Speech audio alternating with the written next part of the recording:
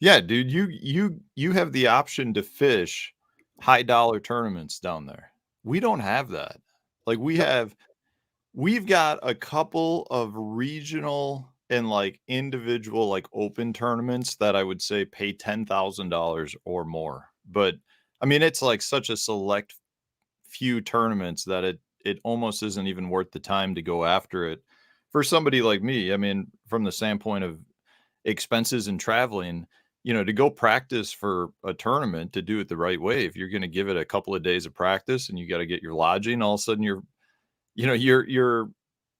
that prize money is being eaten away real quick from your expenses. yeah, so I was looking and Andrew, see, this is going to be Bring them oh, on. well, so I was going to invite him, but I think he was gone filming somewhere because I talked to him the other day. So he was like, "Hey, I'm filming somewhere." See, So I was like, "All I right." don't want him to get mad. He's gonna get mad at me now. I don't want No, he'll Andrew to get get mad. mad at No, me. he'll I'm 100% get not mad at taking me. anybody's place. No, no. I mean, Andrew, like I said, he was well. So he's supposed to be down there at. Well, I'm not saying he's supposed to be, but I think if Oh everything was yeah. up right, he would be down there in the opens. Yeah. And then I found out today or this morning, I saw that they canceled day one. Yep. And so, but I still didn't talk to him and then, and then home and I talked to the other day when he was at or he was with his kids at the OU thing. Like I don't know. And so he never called me back after we got off the phone. So I didn't invite, man, I figured it'd just be me and you. It'd be good.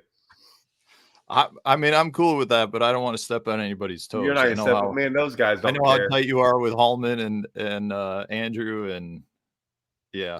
We'll have all them on too, man. It don't matter. I could do like they don't have enough time to do this stuff. Hey, so I was back to that deal. I was looking up like so you I was kind of checking out. I always like to do this and because it always amazes me because I've got so many different things about how people get into this industry. And what's really going to be cool is like I don't really know your story, but what's weird is that if you look, I can sometimes look at guys' history of what they do in tournaments because I saw something really interesting. And I bet you Uh-oh. I saw something interesting on your stats that we'll bring up in a second. But then I went to go look at your like the Toyotas you fished. You didn't fish many. No. Right. So I was curious as to and that's why I want to bring that up about how the only way I knew how to do it in this industry was like little bitty tournaments and then bigger tournament. And I just kept as my life, I Yeah. just kept on getting bigger tournaments. But it doesn't seem like that's I mean, Dude, you like went almost straight into the tour, kind of. Kind kind of. of. I mean, it goes back to what we were just talking about with like tournaments. Like to the upper Midwest doesn't have the choice of tournaments as like a lot of the places down south, like Texas, for example. So from the standpoint of like jumping into Toyotas, the nearest division would have been like going down, and fishing Kentucky Lake or the Ozarks or something. So this is nothing that was necessarily that close. So for me, I didn't really. Yes, I could have jumped into that AAA circuit, but it would have been no different at that time, really, for me than jumping into, say, the FLW Tour. Now, granted, the competition was probably much tougher in the FLW Tour, but the reality was I didn't. There isn't like a good middle circuit here. So from a national standpoint, but I mean, my track record at the local level, without tooting my own horn, was pretty dang good. Like in Mhm. our bigger regional stuff here, we it's mostly team event stuff, but I mean, we were winning team championships, we were winning, team of the year overall in point standing. I mean, I paid my first year on tour. I paid out of pocket, never had a sponsor, and I rolled winnings from local winnings over. So, I mean, my first 3 years, I mean, I pretty much still fished There, 15 three. 15 15 local tournaments while I was fishing the tour, and my first 3 years on tour, I think I was about breaking even in entry fee money, but I mean, that's still a losing year, and I was still, I was winning good money locally. Even though we don't have the big local circuits, I was still funding my professional career. Well, so I looked at that, and so I like I said, I study when I study things. If I go and look at something, oh man, this is going to get me in trouble. I have to watch it. I'm really I'm surprised you were looking at my stats. well. I did for one reason because I want because I can look at something real quick and get a really good idea, and then I see things that I don't think 99% of most people would see. I would say 99% of I might say 100% of most fishermen that don't fish at that level, or if they're not looking for it, won't see. I'd say probably 95% of most fishermen probably don't look at it. I'll look at it at times, and it's not necessarily, I'll look at stats. Man, I'm trying. How do I do this the politically correct way to I doing this? want just spit it out. Say it No, it's not unpolitically. for you. No, no, no. You'll love where I'm going with this. I'll look at it because I'm interested to see. You can see a lot of things through stats, a lot. Like I can, because there's always a backstory on fishermen, and then you can see backstories about like, man, and maybe we'll get into this, maybe we won't. I had a comment on this, but you'll see how people do, and you can kind of see where they came from, and then I'll be honest with you, see if like fishermen are legit. Sure. And you can see that within their stats. And you can see if you hear about fishermen, or you hear like, I don't want to say rumors or different things. A lot of times you can go look at those stats, and those stats will support the rumor of certain things. And so I looked at yours, but and I saw something that was the 3 years, because I have the same thing. I have this time period of when I fished. Now mine are going to be the Toyotas. Okay. Yep. So I think I have, if I go back and look at my stats, I think for 3 years, which were back then the EverStarts, whatever it was, you will see a place in there where my ranking is not good. And then the next year from that, I I think I won Angler of the Year. And from that point on, like I never finished almost outside like the top 12 in any tournament for like 10 to or now 13 years. Yeah. And That's impressive. I know that That's 3 good. years in there, why that 3 years is. I would say that the tour, fishing the tour, if you'd have given me, I don't think I would have needed 3 years. I think I would have seen one more, and I would have seen, even though I've qualified for the Cup both years, I think that number would have got better. And I'm before I tell you mine, I want to hear, or I can tell you mine first, but I want to hear what those 3 years and when it flipped, because those 3 years after that, you never finished outside like 40th or something in the Yeah, points. I wanna say I think this was my 13th year on tour. First 3 years, I was right in the middle of the pack, 70s and 80s, You're right. and then, yeah, I think I was 41st or lower in points On every one the of them. rest of that time, Yep. except for last year, I had a bad year. Last year, I was in the 70s again. Yeah, but Uh, like but one is like 1 year. Like I said, you can see, but yeah, but if you have 13 or 12 of them good yeah. and then one bad one, like that, bad ones happen for a lot of different reasons. And it's sometimes not even fishing, it's breakdowns, it's a lot of things that we'll never know that the Yeah. stats don't show. Yeah, well, yeah, and, I don't even consider last year really that terrible of a year. I mean, I feel like last year I fished great. I just never got the big bite. But those first 3 years, I mean, going back again to what we were saying, like not having fished that AAA stuff or bigger stuff and not really ever having gotten my way out of the upper Midwest. I mean, I had fished like on Gunnersville once or twice and a few lakes.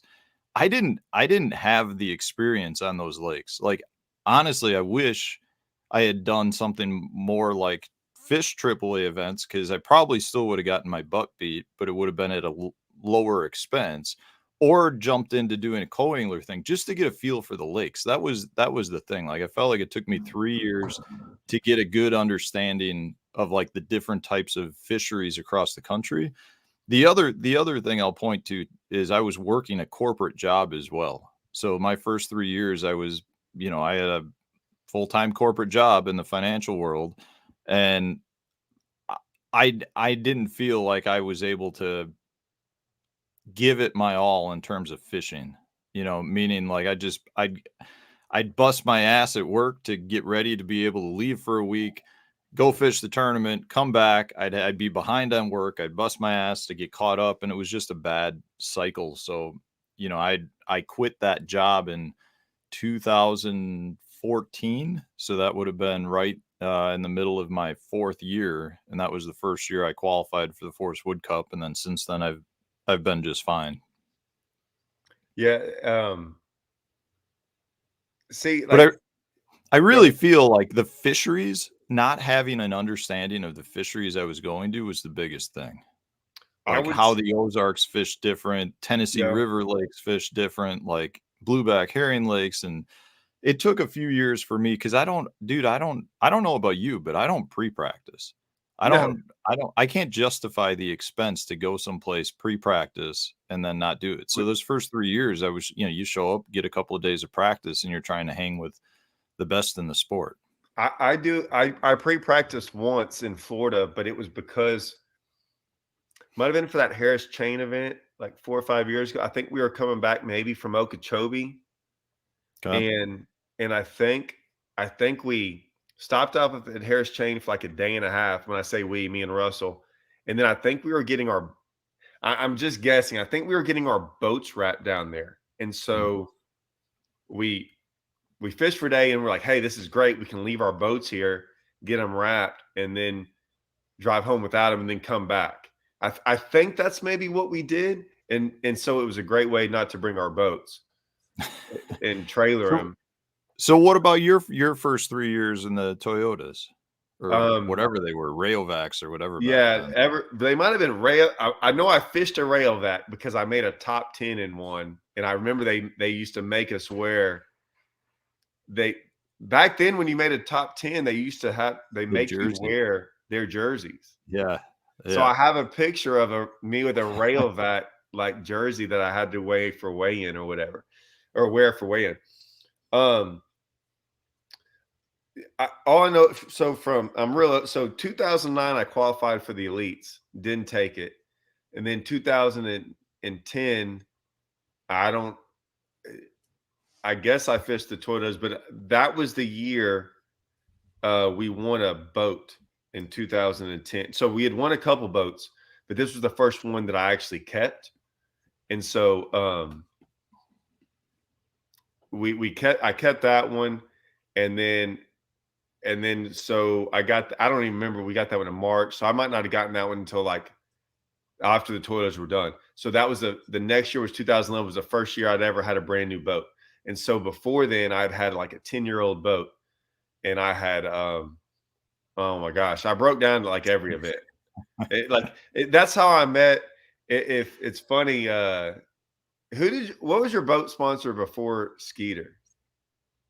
I've only been in a Skeeter. No, only been a Skeeter. So Yeah. Scott Arms, that used to work with Ranger, was Yeah. working the trailer at the time, and that's how he knew me, because he was working those events. And all those guys at the trailer, man,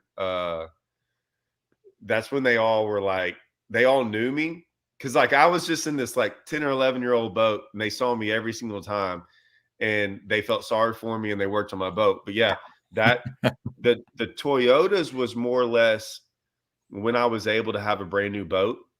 Yeah.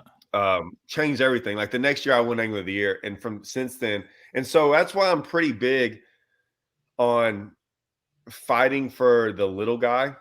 uh I'll put it to you this way. I understand both sides of whether it comes from new boats, whether it comes from live scope, because I have big opinions about live scope, and a lot of people think I'm against it. Some people think I'm for it. And I just say, hey, I understand both sides, because I understand if you want to fish on this level, you better have it. I also understand, and I always tell everyone that I don't know if I'd be where I am today if LiveScope was around when I was younger, because I don't think I would have been able to afford it. Mm. I know there's a lot of guys that say, "Hey, you suck it up and and buy one," and I'm like, "Well, man, telling a guy to suck it up and buy an $80,000 boat and $8,000 power poles and 4 units and a live scope and everything else.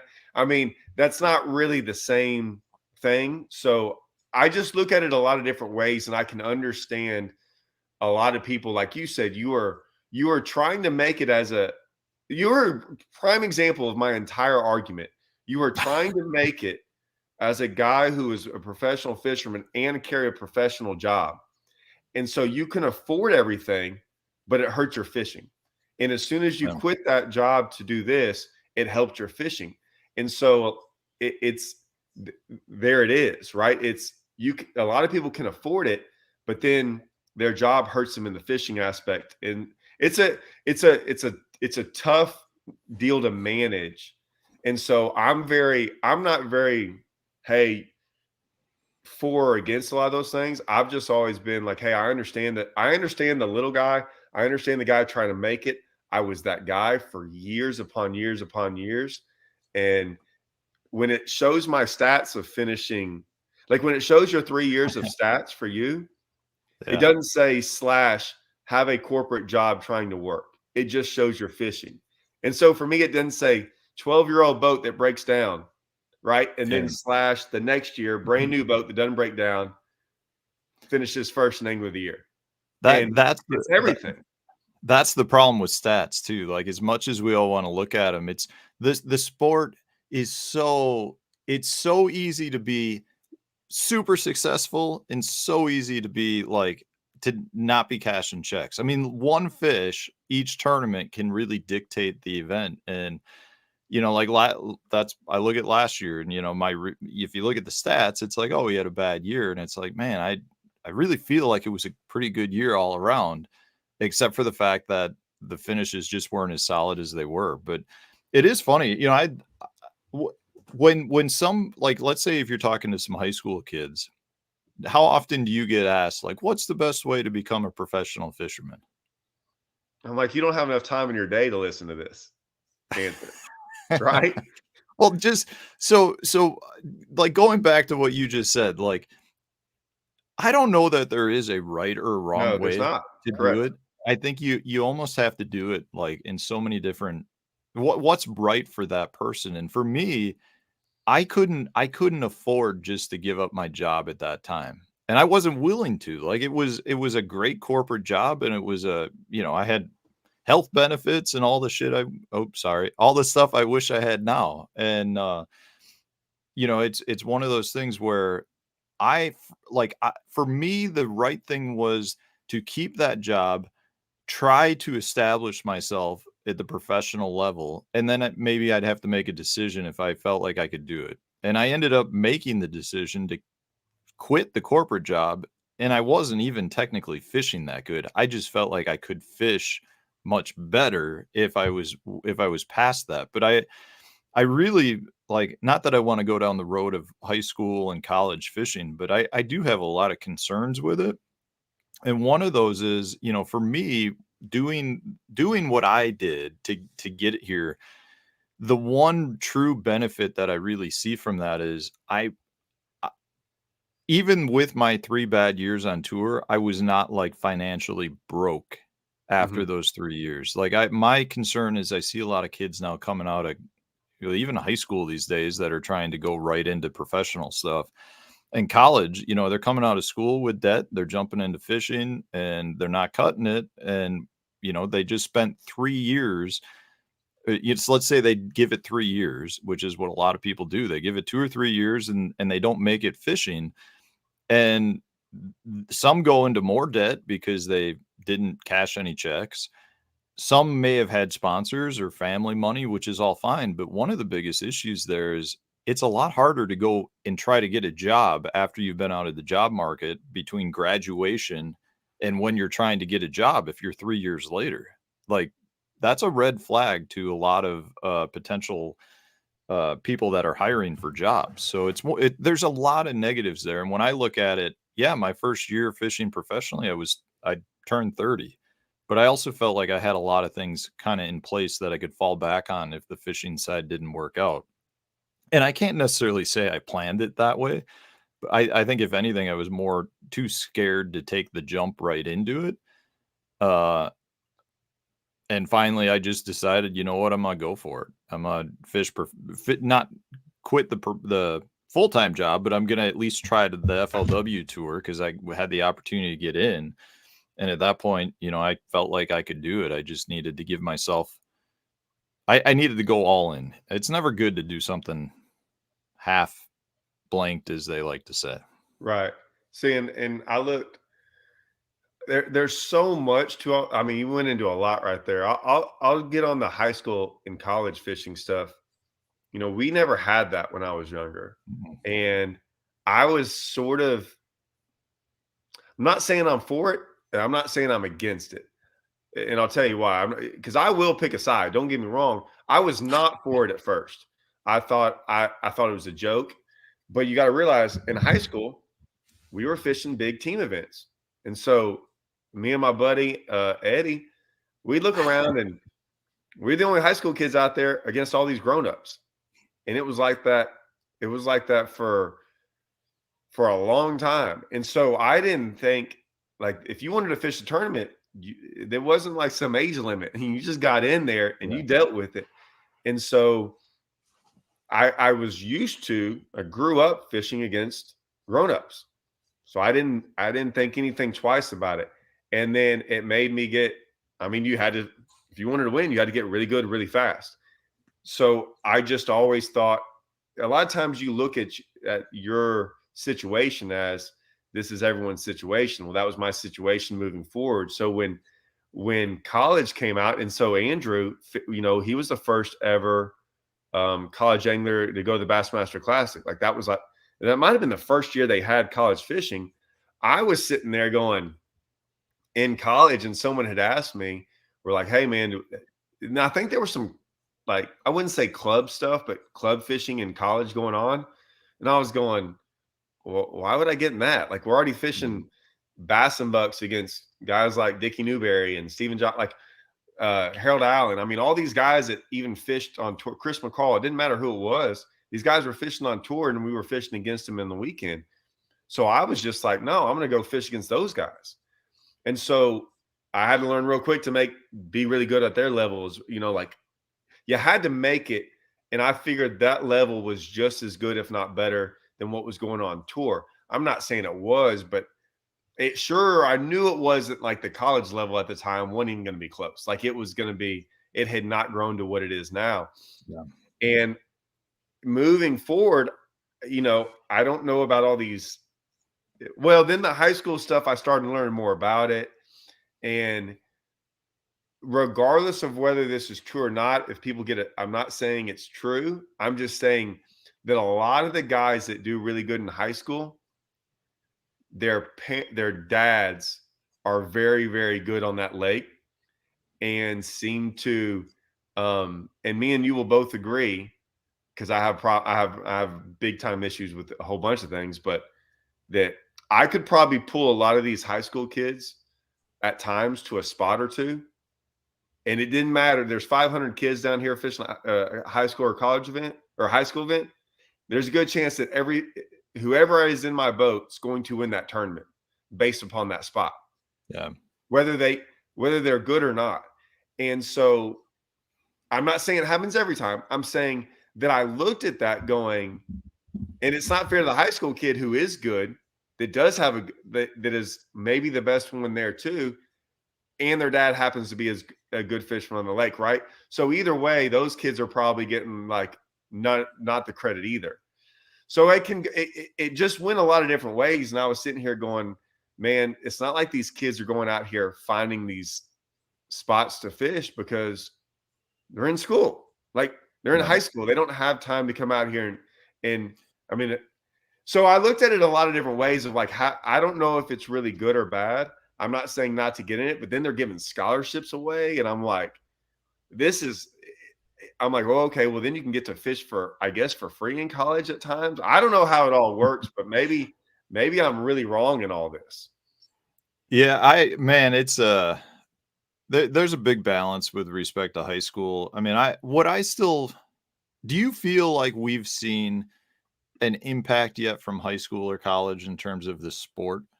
Meaning, like, overall, there's been so many kids that have gone through high school fishing, so many kids now for years that have come through college. Do you feel like it's truly growing the sport?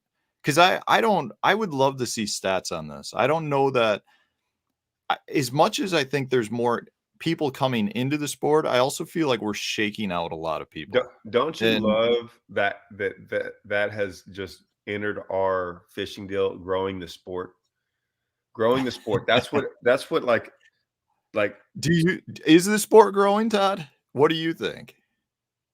I mean, well, COVID grew the sport more than any high school or college. And when I say grew it, there was no doubt they spent way more money and there was more people in the lake. Um, right or wrong, that's what I don't. High school is. I don't know if to me. So I'll say this. So I was down at this event in at Rayburn, and I was working like a Costa booth or I don't know what we had. Strike King Lose. We might have had a bunch of stuff down there, and I went down there and I hope he doesn't take offense to this because I was mad at what happened. So like Faircloth was there. Todd Faircloth was down there. He's from Jasper. Like he's from Rayburn area. Yeah. And he was down there and like I was talking to him and he was kind of walking around. I probably saw less than 5 kids go up to him and ask him for like an autograph or to say hi or what. Maybe they all knew him. I doubt it. In the sense of maybe they already talked to him all the time. But I was sitting here going, if I was young and I saw a guy that fished the elites in the BPT in high school and I seen him, I'm gonna go talk to him. And so, no offense to him, they didn't know who he was. And I was sitting there going, I like I from what I saw, it was a lot of those kids were just doing it because they get to have a jersey. They were going around, parents were buying hats and shirts and things like that. But I don't think they're gonna fish any. Like I don't think is it growing it? I think it's growing it for a year or two for them, but I don't think any of them are going to fish past that year or two to any amount. I think the kids that already were going to fish were already going to fish. So Yeah. it I think it's a fake growing of the sport, a misleading growing of the sport that it grows it for a year or two. And maybe as it grows bigger, that year or two is multiplied, right? Not in sets of years, but in sets of number of high school and college kids. But I think in the end, when college is done and all that, I don't think it's growing the sport to where there's more 25-year-olds fishing. How about that? And I think Yeah. that's what grows the sport as a 25 to a 65, a 25-year-old guy who fishes till he's 65, more of those people, not the kid who fishes for a year or two in high school and then moves on to something else because that's what high school kids do. So I don't know if it's growing it in a I think they're fake numbers to a degree, a little I bit. think it's putting more eyeballs on the sport, I think. People are becoming more aware of it. Right.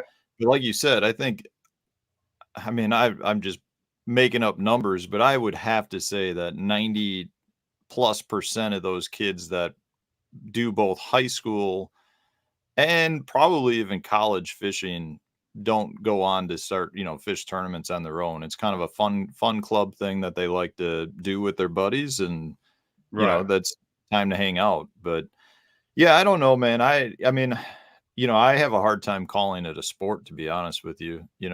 This has been something I've talked about on What, my channel fishing? for a while. Yeah. I mean, I'm fine I with that. fishing at least professional level tournaments to me is a marketing vehicle. Until we truly recognize it as a sport and treat it as a sport, I don't think we're going to see it grow. You know, I mean, I'm sure there's people that disagree with me wholeheartedly right now, but in my opinion, the sport has not grown in the 13 years that I've done it professionally. I think been some smoke and mirrors that have popped up, but ultimately, when I look at it as an angler, as a competitor, my expenses have gone up tremendously and the payouts have gone down tremendously. So from that standpoint, I mean, I don't personally think it's a good thing. And I don't, the longer I'm in this, the more I feel like it's not a sport and more of a marketing vehicle. It's the organizations, and I'm not saying this is wrong. I'm just saying that the organizations are holding the tournament so that they can generate revenue from that. We're not putting on tournaments because the fans are demanding it. It's not. For me, growing up in Chicago, I was a big Cubs fan. I mean, that place was packed, and the value to the Cubs really wasn't, whether they were performing or not. It was just because people love the sport. People love the Cubs. So you'd go to the game, you'd support it. In our case, the organizations have shown us how replaceable the anglers are. As long as they have their numbers to run the tournaments, they'll run the tournaments and they'll satisfy their contracts with their sponsors or their advertising and blah blah blah. So, like, to me, we need to change the sport. Like, we need to manage it as a sport. We need to move forward as if we truly want to be a sport. See, me and you've never discussed this once. We're probably going to get into a whole bunch of things. I totally agree with everything you just said. Um, I think when BPT, when MLF moved over from Bass, and like, I don't like to admit when I'm wrong. I thought they were going to kill Bass, and I thought that because at the time, uh, Kevin was still King Kong, and I was like, oh, they're going to move with those, like, everyone's going to move with the anglers, like their favorite anglers, and it did not happen, and it went, and and it was funny because so many old timers walked around with their hat that said BASS, their little emblem on it, and things like that, and they were so set in those ways that they didn't change with them. And it was a very eye-opening experience to see. And you brought up the Cubs, right? You it, I watched the Astros last night. Okay. I'm not the biggest Astros fan. I did live in Houston for a while. Like, that's the team. I mean, I know Yeah. everyone on the Astros, don't get me wrong, but I'm not this diehard Astros fan. But that's still my team.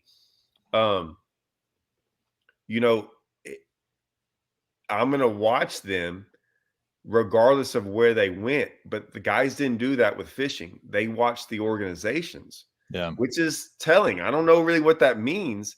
I think they'll pick and choose, but they definitely watched it. And so, and some of them, and that was such a weird split, anyways, regardless of what went on. It was eye opening to me that people didn't go with the anglers that they watched. And like you said, so Bass all of a sudden created a whole new crop of anglers. And I watched that with FLW. And someone asked me about, like, hey, how do you get in? Like, what do you think about getting into fishing? And I'm like, hey, look, man, it's all, when they do that, they don't, it's what I try to explain to a lot of young anglers, and they just looked at me like I was crazy. And there's nothing wrong with it. It's business. But I'm like, hey, look, man, you are just a tool that they use that they can replace. So don't get it twisted that they actually care about you. I'm not saying that they won't do stuff for you and help you grow, but if you don't pay that check to get in that entry fee, they will find someone else to help grow for a little bit that helps them. And listen, that can work on our side too. I've always said I can use Bass and MLF as a platform as well. I would just tell everyone, and I guarantee, I don't want to go into it, but you will agree with this one statement. Your platform is better than theirs, correct? If you I learn, mean, if you're if you were to do anything, would you choose to grow your platform or theirs? oh yeah, individual mine, Correct. 100%. And so that's what it taught me. That they taught me that. And it was the best move that ever happened for me, because instead of relying on them, I relied on doing it my own. I can help. I can use them. I can help them. I don't mind helping them and making it all bigger, but I wasn't going to rely on them Yeah. for me to grow. So Yeah, it definitely, I walked away with the same feeling. I mean, I just remember when all that went down, there was so much conversation amongst anglers, and I just like, for me, it just kept going back to, like, from the perspective of growing the sport, right? Of making fishing mainstream and really increasing payouts. I just remember thinking to myself that it better work. Like, it better work in terms of, like, everybody follow with. And, I not that I'm not I love bass, I love MLF. I just want to fish for a living. I'm not knocking either, but I personally think we'd be in a better place if we didn't have both. And my thought process was, man, if all the anglers are moving, from an angler's perspective, if it doesn't say work great, all we're going to show is that the anglers don't have the value that the anglers think they have.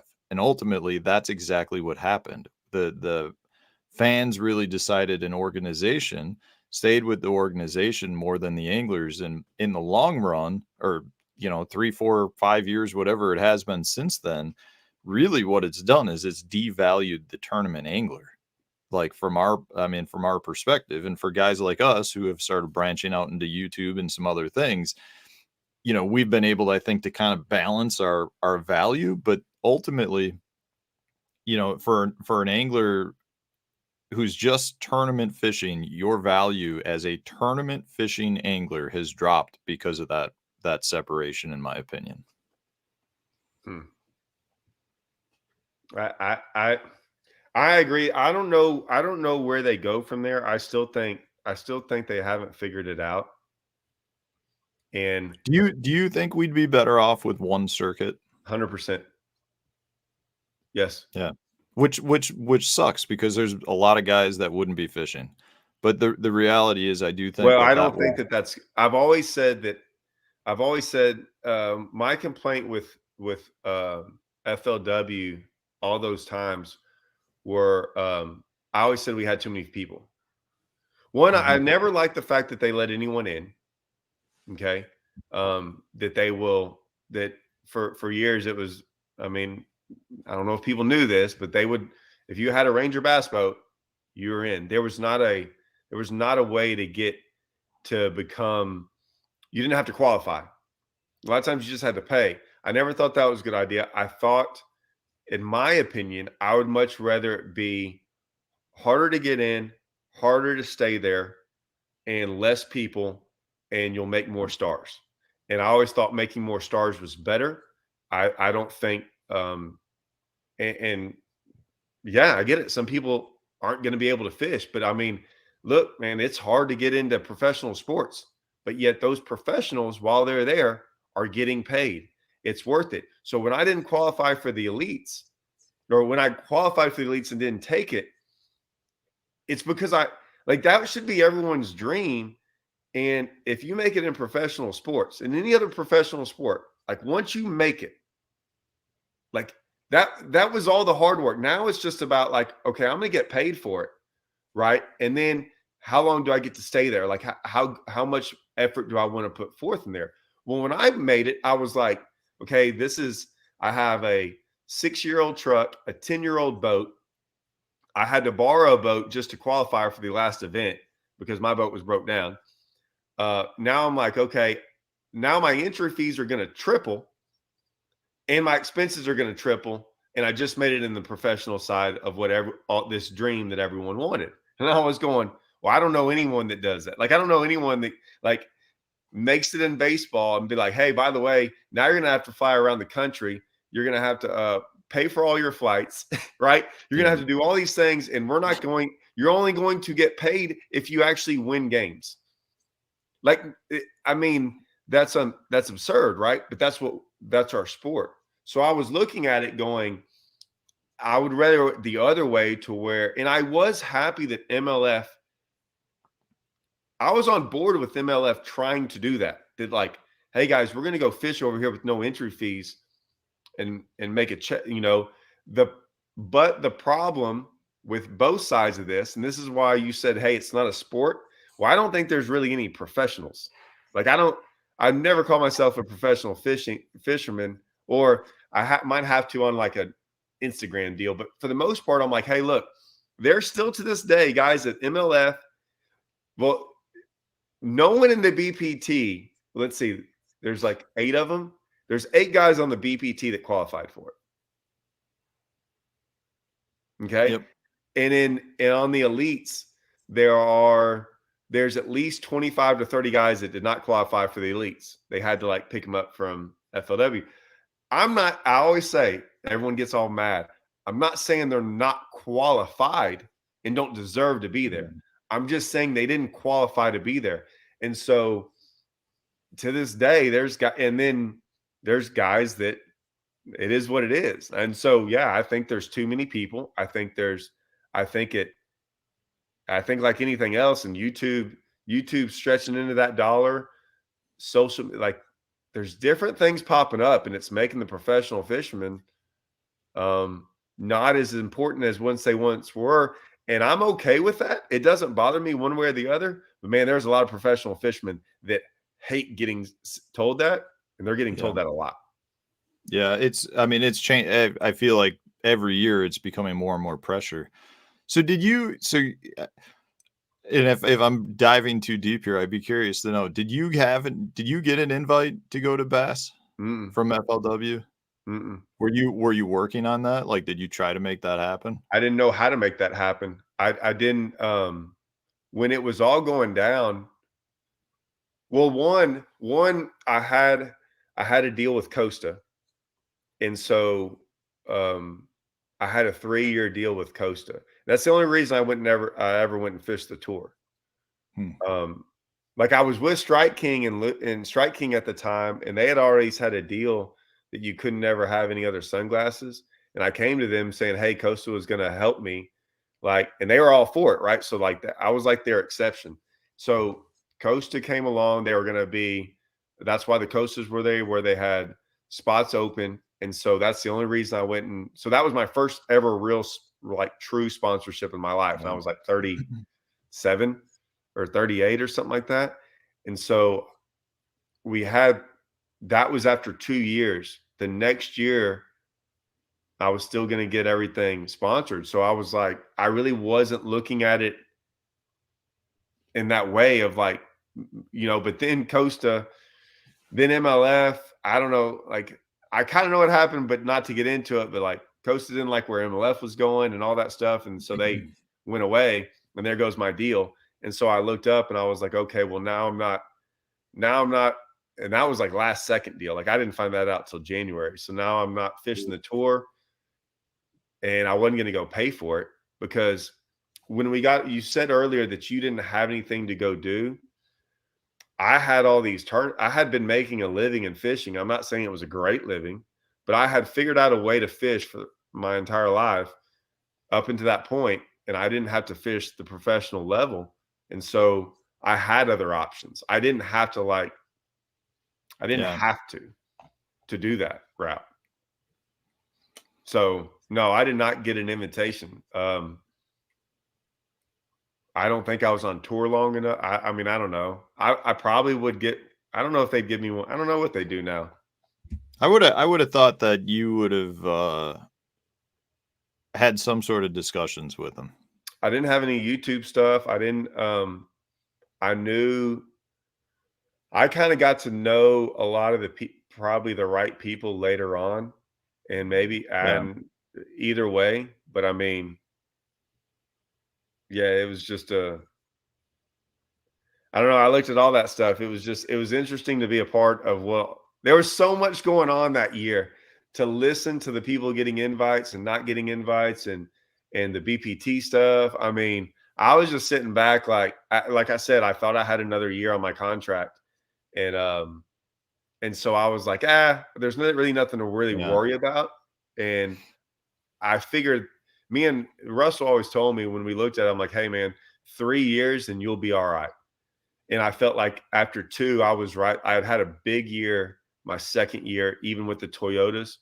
And so like I was cruising. Like I was like, hey, this is like next year is even going to be better. And like you said, 3 years. The tour taught me the tour made me so much of a better fisherman. Yeah. And it was like what you said. I had been branching out and fishing other lakes. The only difference I'll say about how I agree that learning those lakes was impeccable for you to do things. And I did that on this lower level of the Toyotas. I was branching out, fishing multiple divisions of the Toyotas, doing good in them for that reason, hoping that doing it at a smaller scale, money wise, would help me later on. What I would say is that we were like home run hitters back home. And so if you didn't hit home runs, you didn't make any money. So like Yeah. our entire mentality to fishing was like hitting home runs and winning, because first place would be 20 grand, second place would be like 3 grand. And you better win some, or you had to be really good at making checks to like even it out to where when you did win a big one, it was all profit. And I learned that really young, that I went through this phase of like only getting checks, not turning a big profit. And I figured out how to hit home runs, but then I'd hit like 2 home runs a year, and then the rest of them I was horrible at. So like all my profits would eat up the rest of the tournament. Yeah. So like I had to find that balance. I thought I knew it, and then the tour taught me that I was not balanced enough. And a $10,000 check, a 78th place finish or a 35th place finish, like you said, is one fish. It might be 1 2.5 to 3 pounder, or always catching a limit, or whatever it is. And so the tour taught me that, man, and it has made me super consistent, because I had like it'll make you that way. Like you better figure that out quick. Yeah, it takes and that goes back to that 3 years. I mean, for me, like every level I'd say took me like 3 years. Like when I first started fishing tournaments in high school, I think I was I don't know, 17, 18 with my dad out of a 16-foot sea nymph with a 40 horse Johnson on the back. It took us like 3 years, and all of a sudden it was kind of like, I think I'm, pretty consistent in terms of cash and checks. And then you go a little bit bigger, fish bigger stuff, more regional. It was kind of a 3-year program. So to see me start excelling after that third year was not, I guess, a shock. But I'll tell you and I've talked about this before on different stuff too. And I think it really goes underappreciated though. After I was ready to quit after that third year. I mean, I went to Lake Eufaula. I had some boat issues. I missed most of practice. Ended up finishing, I don't know, 130th or something, way down there, right? And my season was really pretty bad at that point. I think I had cashed one check, and I just remember thinking, this is not what I expected it to be. And I was driving home, and I actually called my wife, and I'm like, I think I'm done. I'm not going to fish the last two. And she's like, no, you're going to finish the season out, and then we'll figure it out after that, right? Like the strong, she's truly is like kicks me in the ass a lot of times to keep me like focused. But so I mean, the next tournament we went to Grand Lake. So this was probably 2013, and I made my first top 20 there. And I got one of those shirts you were talking about. Mine was the Blaze Orange Off. You remember the off, Oh like yeah, off yeah, yeah, yeah. spray stuff? It was Right. Blaze Orange. And so I got that, and then we finished the season at Chickamauga, and I had a 27th. And then, I came out of there, and I'm like, I'm ready to keep rolling at this point. You're riding a high, you're feeling good about it. And but at the end of that season, at some point before the next season, I sat down and I looked at my first 3 years, and I created a spreadsheet, and I put my results in there. I put like how many fish I caught and how many fish I missed the limit by. And in all 3 seasons, had I caught I don't remember how many fish I was short, but say I was short like 5 fish or 6 fish in that went to my limit for every day of that season. If I were to give myself the smallest fish for that venue, so say, if it was Florida, 12 inches, I'd give myself 3/4 of a pound to fill that slot. And in all 3 of those seasons, had I just secured a limit, I would have been right at the Forest Wood cutoff line. And if you were to replace one of those fish with a 2-pounder, I would have been in the Forest Wood cut all 3 of those first 3 years. So, it to me, when I looked at that, it was just kind of really mind-boggling that all I need to do is, like, catch a limit, and you're right on that cutoff line. And, I don't know that that changed my fishing a whole ton, but it definitely put emphasis into, what, if I have 4 fish and I think I can go catch a small keeper, somewhere, I should probably go run and get that keeper. So it did change my fishing from the, like, recognizing the value of having a limit every day. Um, but it's one of those things that just shows how, you look at the success and failure. I mean, that's one of those things that, yeah, I might have been short 5 fish for the full year, but the reality is that's not that hard of a feat to do when you think about it in most cases.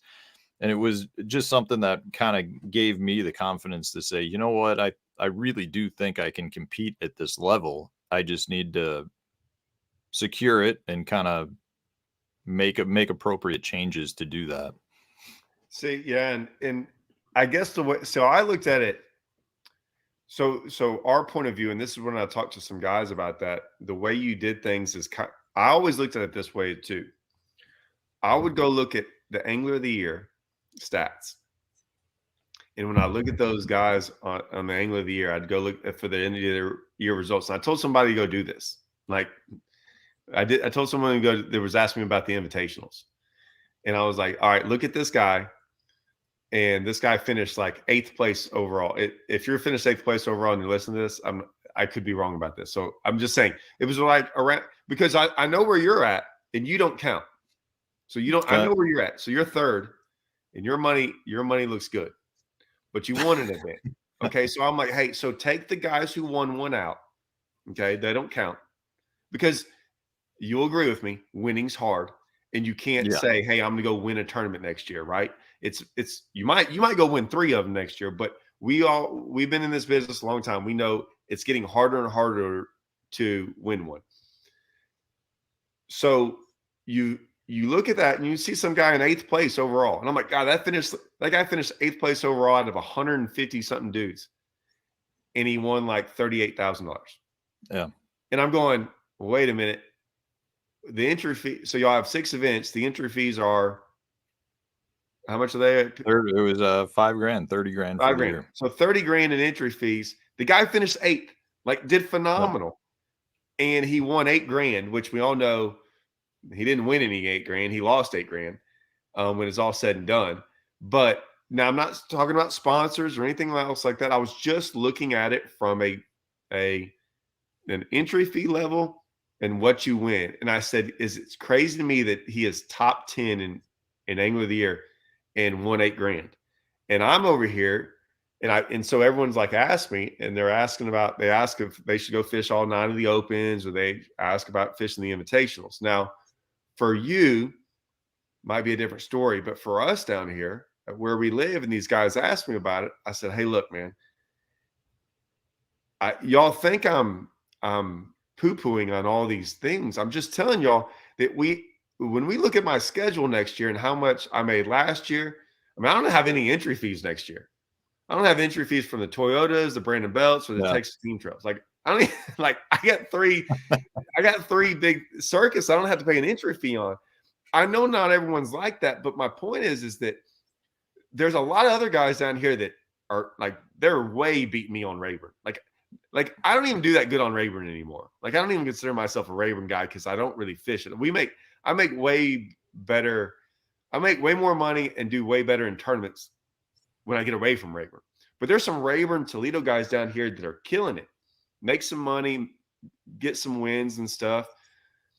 And they're thinking about going elsewhere. I'm like, all right, one, the money, y'all are getting to fish a tournament on a weekend and make possibly 20 to 30 grand, right? And then you get the Toyotas coming here.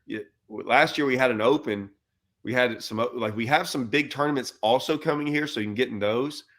you have all this opportunity and you're wanting to go fish 6 events. And back then, now I think they changed it, but back then when you fished the tour, which would have been considered the invitationals right now, I guess, sort of.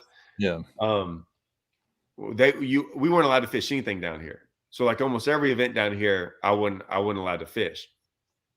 I think that's changed now, but they're wanting to go do all that. And I said, hey guys, it's just not what y'all think it's made out to be for y'all. And part of the reason, and I would explain to them this tournament down there at Florida as we speak. The problem is that like it's great.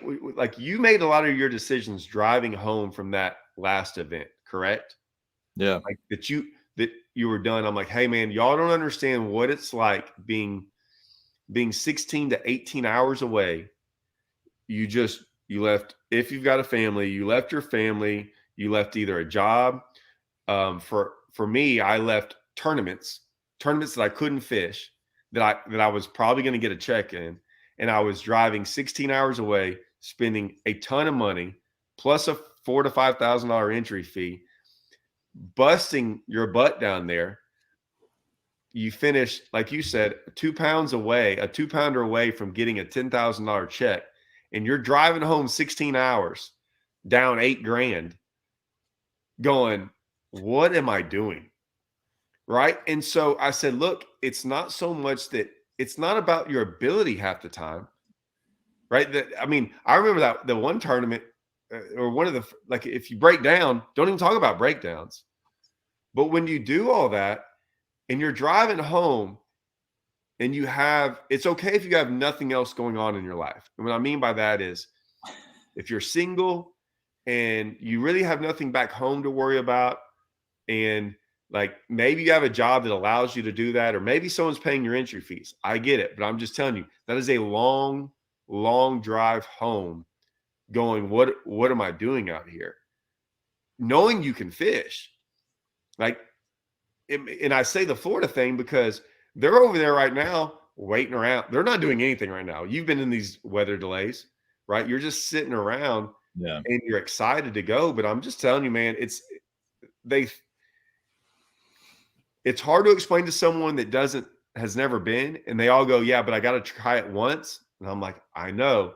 That's why I turned down the elites. I had Hallman in my ear and I listened to him. Now, granted, I say I listened to him. He made me feel better about my decision because, dude, I was in no financial point in my life that would have made sense to. Maybe I'd go out there and win my first elite series event, maybe.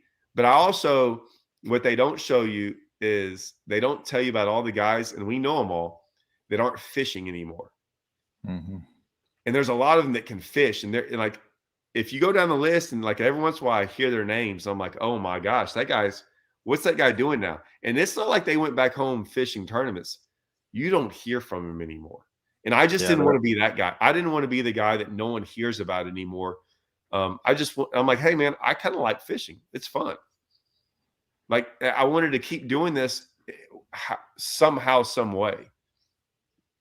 Yeah. And I think that's, we hear the living the dream term all the time. And believe me, I am so happy to be making a living doing what I'm doing, but it is a lot of work. Like it's a lot of work and there's a lot of aspects to it that I think somebody that doesn't have the passion that we have would be able to put up with. Those long drives, the weeks by yourself, the 16-hour days on the water at times. I mean, it's and to succeed at this level is not necessarily just out there having fun. I mean, you are working your butt off to get there and to stay there, because that's the part that scares me the most is, like in my case, I mean, okay, yeah, I just qualified for BPT, super excited. I'm looking at it like you were saying with you'd brought up the money before. I mean, I went back and looked at the numbers, and I think the invitationals, I think there were 13 or 17 guys that won their entry fees back. Hmm? Like that's their entry fees. That doesn't mean, that they made any money. Right. And then, when I looked at BPT, it was something like, I think it was right around 40 guys. So half the field won like 60 or 70,000. And, that's good money starting to be made with a lot less potential risk because everybody is guaranteed a check in that, if you come in last place. So like that's super exciting. Like I am very, very, I'm happy to be getting to that level or back to what was a top level. But the reality is I'm not guaranteed more than 1 year. I mean, I have to be inside the top 65 next year to So maintain to stay there. If I'm in the bottom 65, they revert to an average of I think the past 5 years. So if an angler, had a bad year last year, but their average for their first 4 years was a 40th, they're going to revert back to a much higher average than whatever I am in the top 65, so, or bottom 65. so you don't get a So 2 year, you get a one mhm, year. it's a 1 year thing, and basically, the way I look at it is if any of us who just qualified are in the bottom 15, so 65th to 80th or 66th to 80th, you're probably getting bounced because the other guys are gonna have at least a year, if not multiple years, to bring their average up. So, I don't ever feel safe in this sport.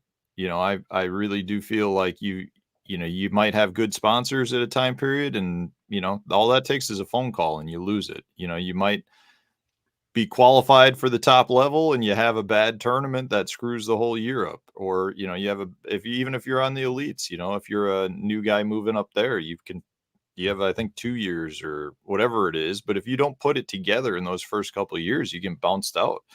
I mean, for all I know, YouTube has been a huge thing for me the last couple of years, not necessarily from a monetary standpoint as much as it's kind of the glue that gives me all these other opportunities and brings the fishing tournaments into perspective and all these different things. But maybe YouTube goes under. Maybe, I don't know. I mean, Wow.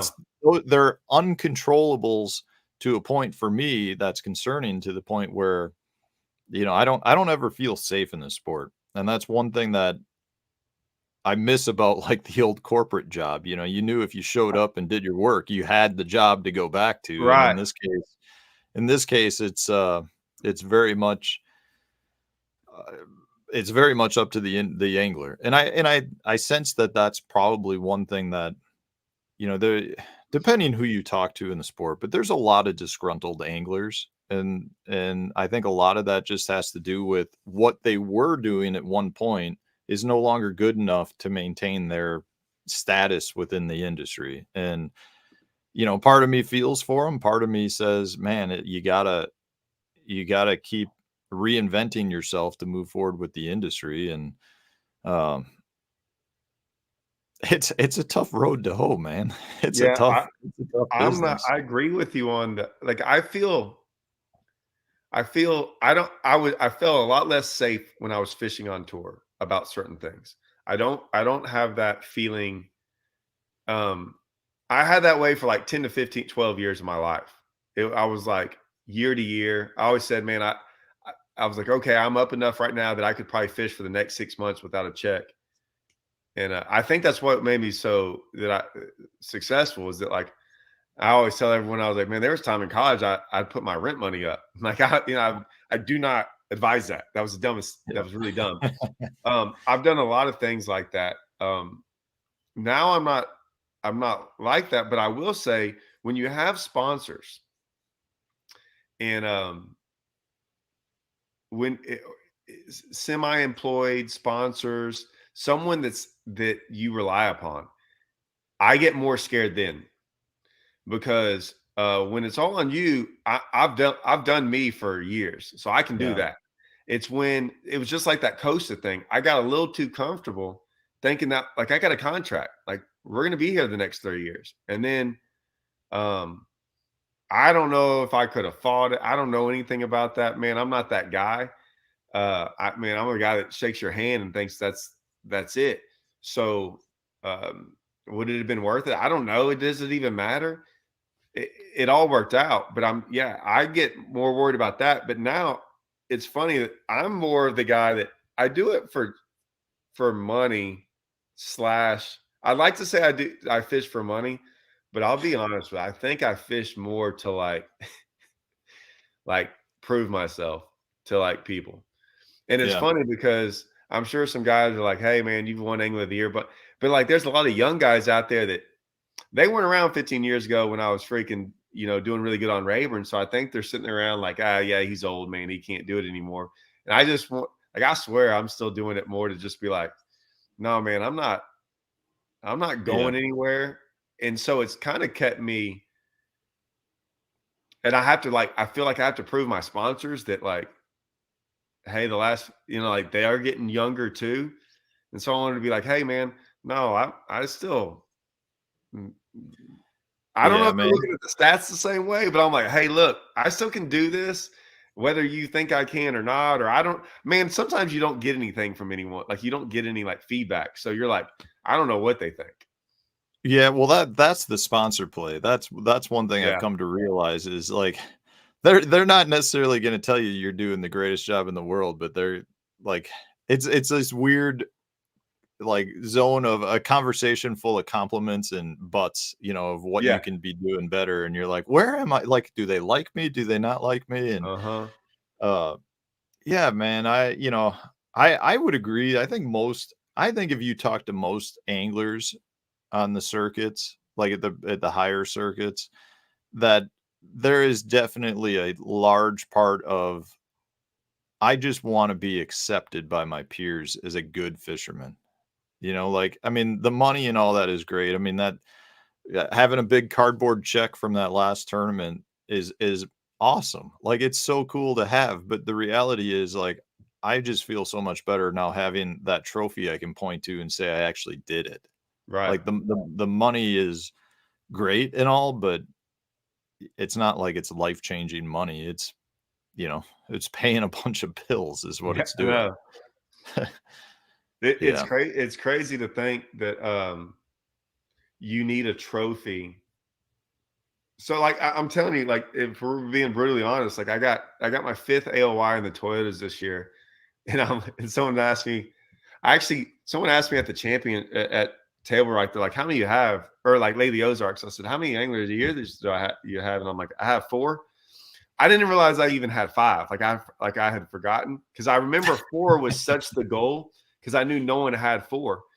And so now I was like, yeah, my goal is 5. I didn't even realize I already had 5 after this year, but I'm like trying to set that goal so high that no one can get. But I know I could probably get 10. And like you said, but you never really done it on the tour level. So, right? Yeah. I mean, like Yeah. Dude, are nothing's you ever when you win a tournament, are you ever fully satisfied? I don't care if it's for about a local, day. whatever level. It's for for me, it's like It's not I satisfied. It's relief. no, It's relief. It's not 100%. It's satisfaction. It's relief. when you don't do well, it's complete failure and you feel like you failed. And even when you win, you were the best out there. It's a feeling of, yeah, I did what I'm supposed to do. I'm satisfied with myself now. There might be a day of like excitement and like you said, more You were relief. you were relieved you got your trophy. Like that you got that, Yeah, if you want to I call was it monkey relieved. off your back.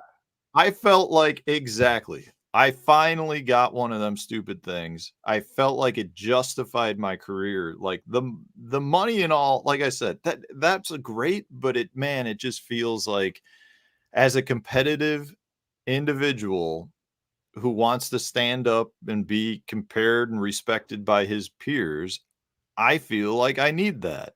Like to be able to say you won one is something great, but the the if you were to balance happiness when you win versus, the fear of disappointment or disappointment when you fail or don't win, the it doesn't offset perfectly. I'm always much harder on myself for a bad tournament than I am when I feel like I did what I was supposed to do and won a tournament. I don't care what level. I mean, it could be a What Wednesday level? night. Correct. So it was funny. So this year we had like a really good year, and I made in so in the opens, I think I had some things in the opens where that first year on the opens, me, Andrew, Hallman, Scott, we were all like Yeah. Dude, someone would be in the top 10, the other guy would be in 100th. I mean, we were all over the place. It was such a weird, it was hard for me to understand that whole dynamic. That was a hard season. It was a weird deal, fishing all that. And I couldn't figure out why I didn't have success in the opens. And then on the Toyotas, I was like having like all the others. Well, I didn't fish the Toyotas that year. I fished one, made a top 10. And I'm sitting here going, you know, and then I fished the Toyotas the next year, and I made a check. So like I'm gonna go look at it. I said I was gonna make a YouTube video out of it. I have to go look at it, but I don't remember not making a check in the Toyota in the last probably like 18 or 19 events or 15. I don't know Holy what it's crap. up to. The Wow. opens, when I stopped fishing them all together and just fished 3 of them, I started putting together checks like one after another after another. And then it was like, I think I missed a Red River check by like a pound, and then this Lake of the Ozarks. But I also won Angler of the Year in the Toyotas. And so I was sitting here going, I was looking at all the checks this year, or like how many times I've missed a check. And when you get all that stuff, I was like, man, we killed it. And then Lake of the Ozarks came in the open, and I finished like 90th, which was like still above. I don't even know Yeah. what place I finished, but I was above 50th percent, which I could care less about that. I don't even like saying that. That's embarrassing. But I was like, I made YouTube videos and I was being serious. I was like, man, this sucks. I wanted to keep that streak going. Here I am at Lake of the Ozarks. Now I only practiced 2 days. I really didn't practice very hard for it because I knew I was going to be up there for the Toyota series. So I start the next day, start practicing for the Toyota and really like put my head down. And I thought I had it all figured out. I catch the smallest bag that I caught the first day of the Toyotas. Now then I catch like the third biggest bag. And I mean, when I came home that day, I was like, what am I like? I suck. Like I suck. Like I thought I had this all down. And I felt like a failure, even though I had done all this at the beginning. It was one tournament, and I thought I had Yeah. done all this. Then the next day I catch like the third biggest bag of the day, move all the way up, make the cut, and finish 12th overall. And like you said, 12th overall, it was like almost a redemption. But really, I only had one good fishing day in there. Yeah. Which, like I said, I tried to go hit a home run that day. And it's just crazy how, like you said, it was a relief, but it wasn't like I accomplished anything. I'm like, yeah, this is what I thought I was supposed to do every day. And yet it happened, but I still felt like man, I felt horrible after that open. I didn't feel that bad. It was more or less after the practicing really hard for the Toyota, because I just couldn't make the open practices. I had to miss some days. So I didn't feel as bad about that one, but What oh are man, you fishing? What are you fishing next year? Do you know? yeah. So I mean, I've got the Toyota Championship at Table Rock in 2 weeks, and I was looking at it, and there's some weird. Since I have those other tournaments paid for Yeah. entry fees, and then the opens, so every year I look at my schedule when I write it all out, because I get to pick and choose my own schedules to a degree. They somehow every year they map out perfect, right? When I say perfect, they're not like totally on top of each other. Yeah. And next year's the worst schedule I've seen in 10 to 12 years. The lakes and the scheduling is great. They did a good job. They just conflict, and then the opens conflict. And then there was a point in there where someone asked me, hey, are you going to fish that invitational on Rayburn? And I go, well, I didn't even think about that. So then I actually went and looked at that schedule.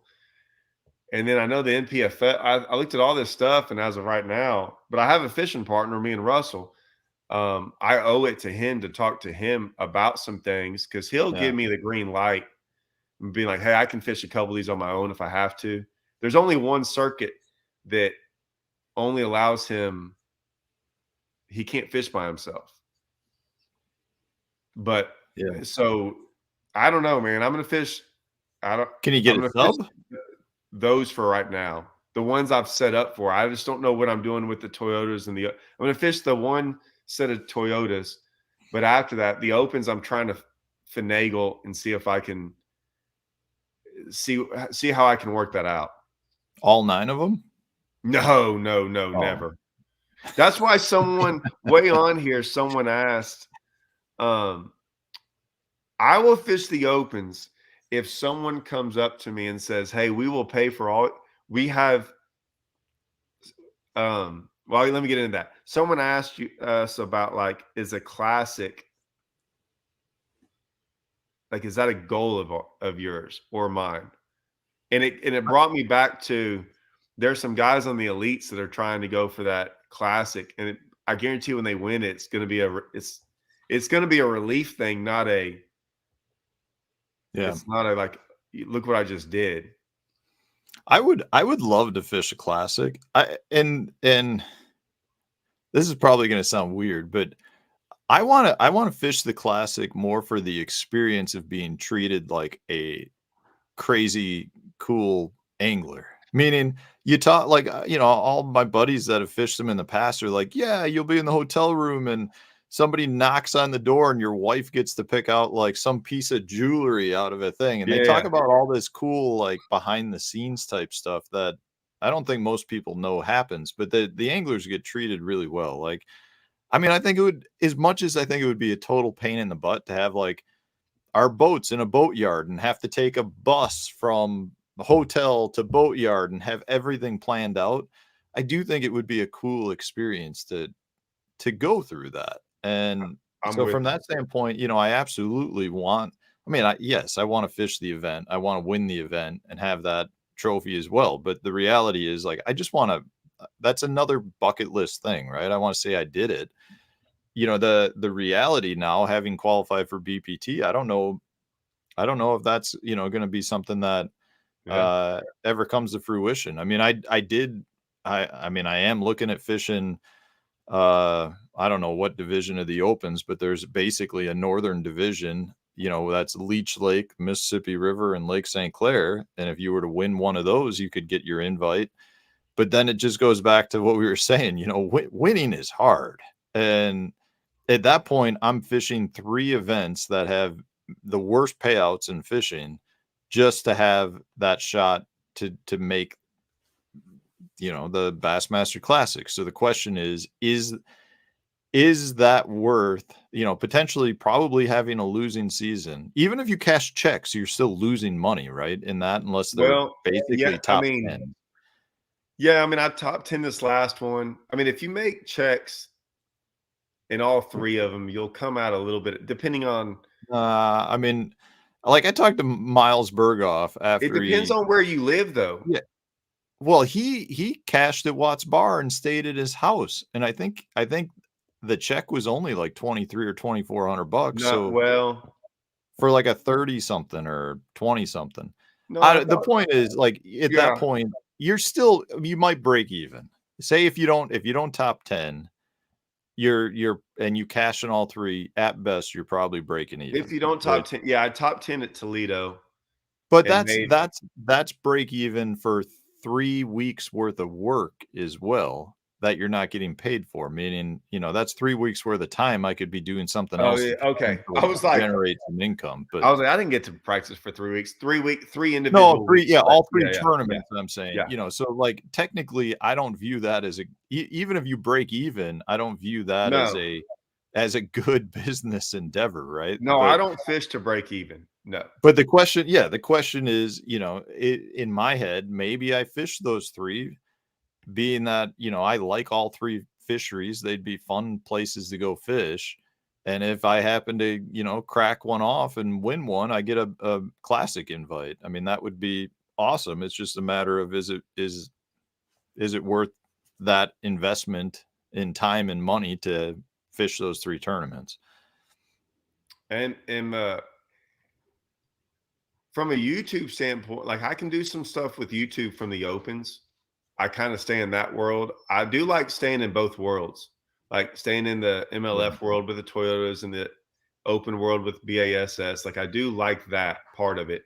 Because I figured out different ways to share that experience on YouTube. So I don't that part I like. I don't like the conflict stuff. I tend to make more videos when I travel than I do at my home lakes because I don't know.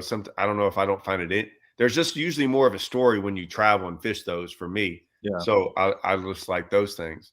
But the classic, it's a weird deal because to make the classic, you're right. You have to fish 3 opens or and win So one. what division are you talking about fishing potentially for the opens? So we'll go to Eufaula, um, Washita, and I think the other And one's like Logan Rayburn? Martin. Oh, isn't there one on Rayburn? No, An open? mm-mm.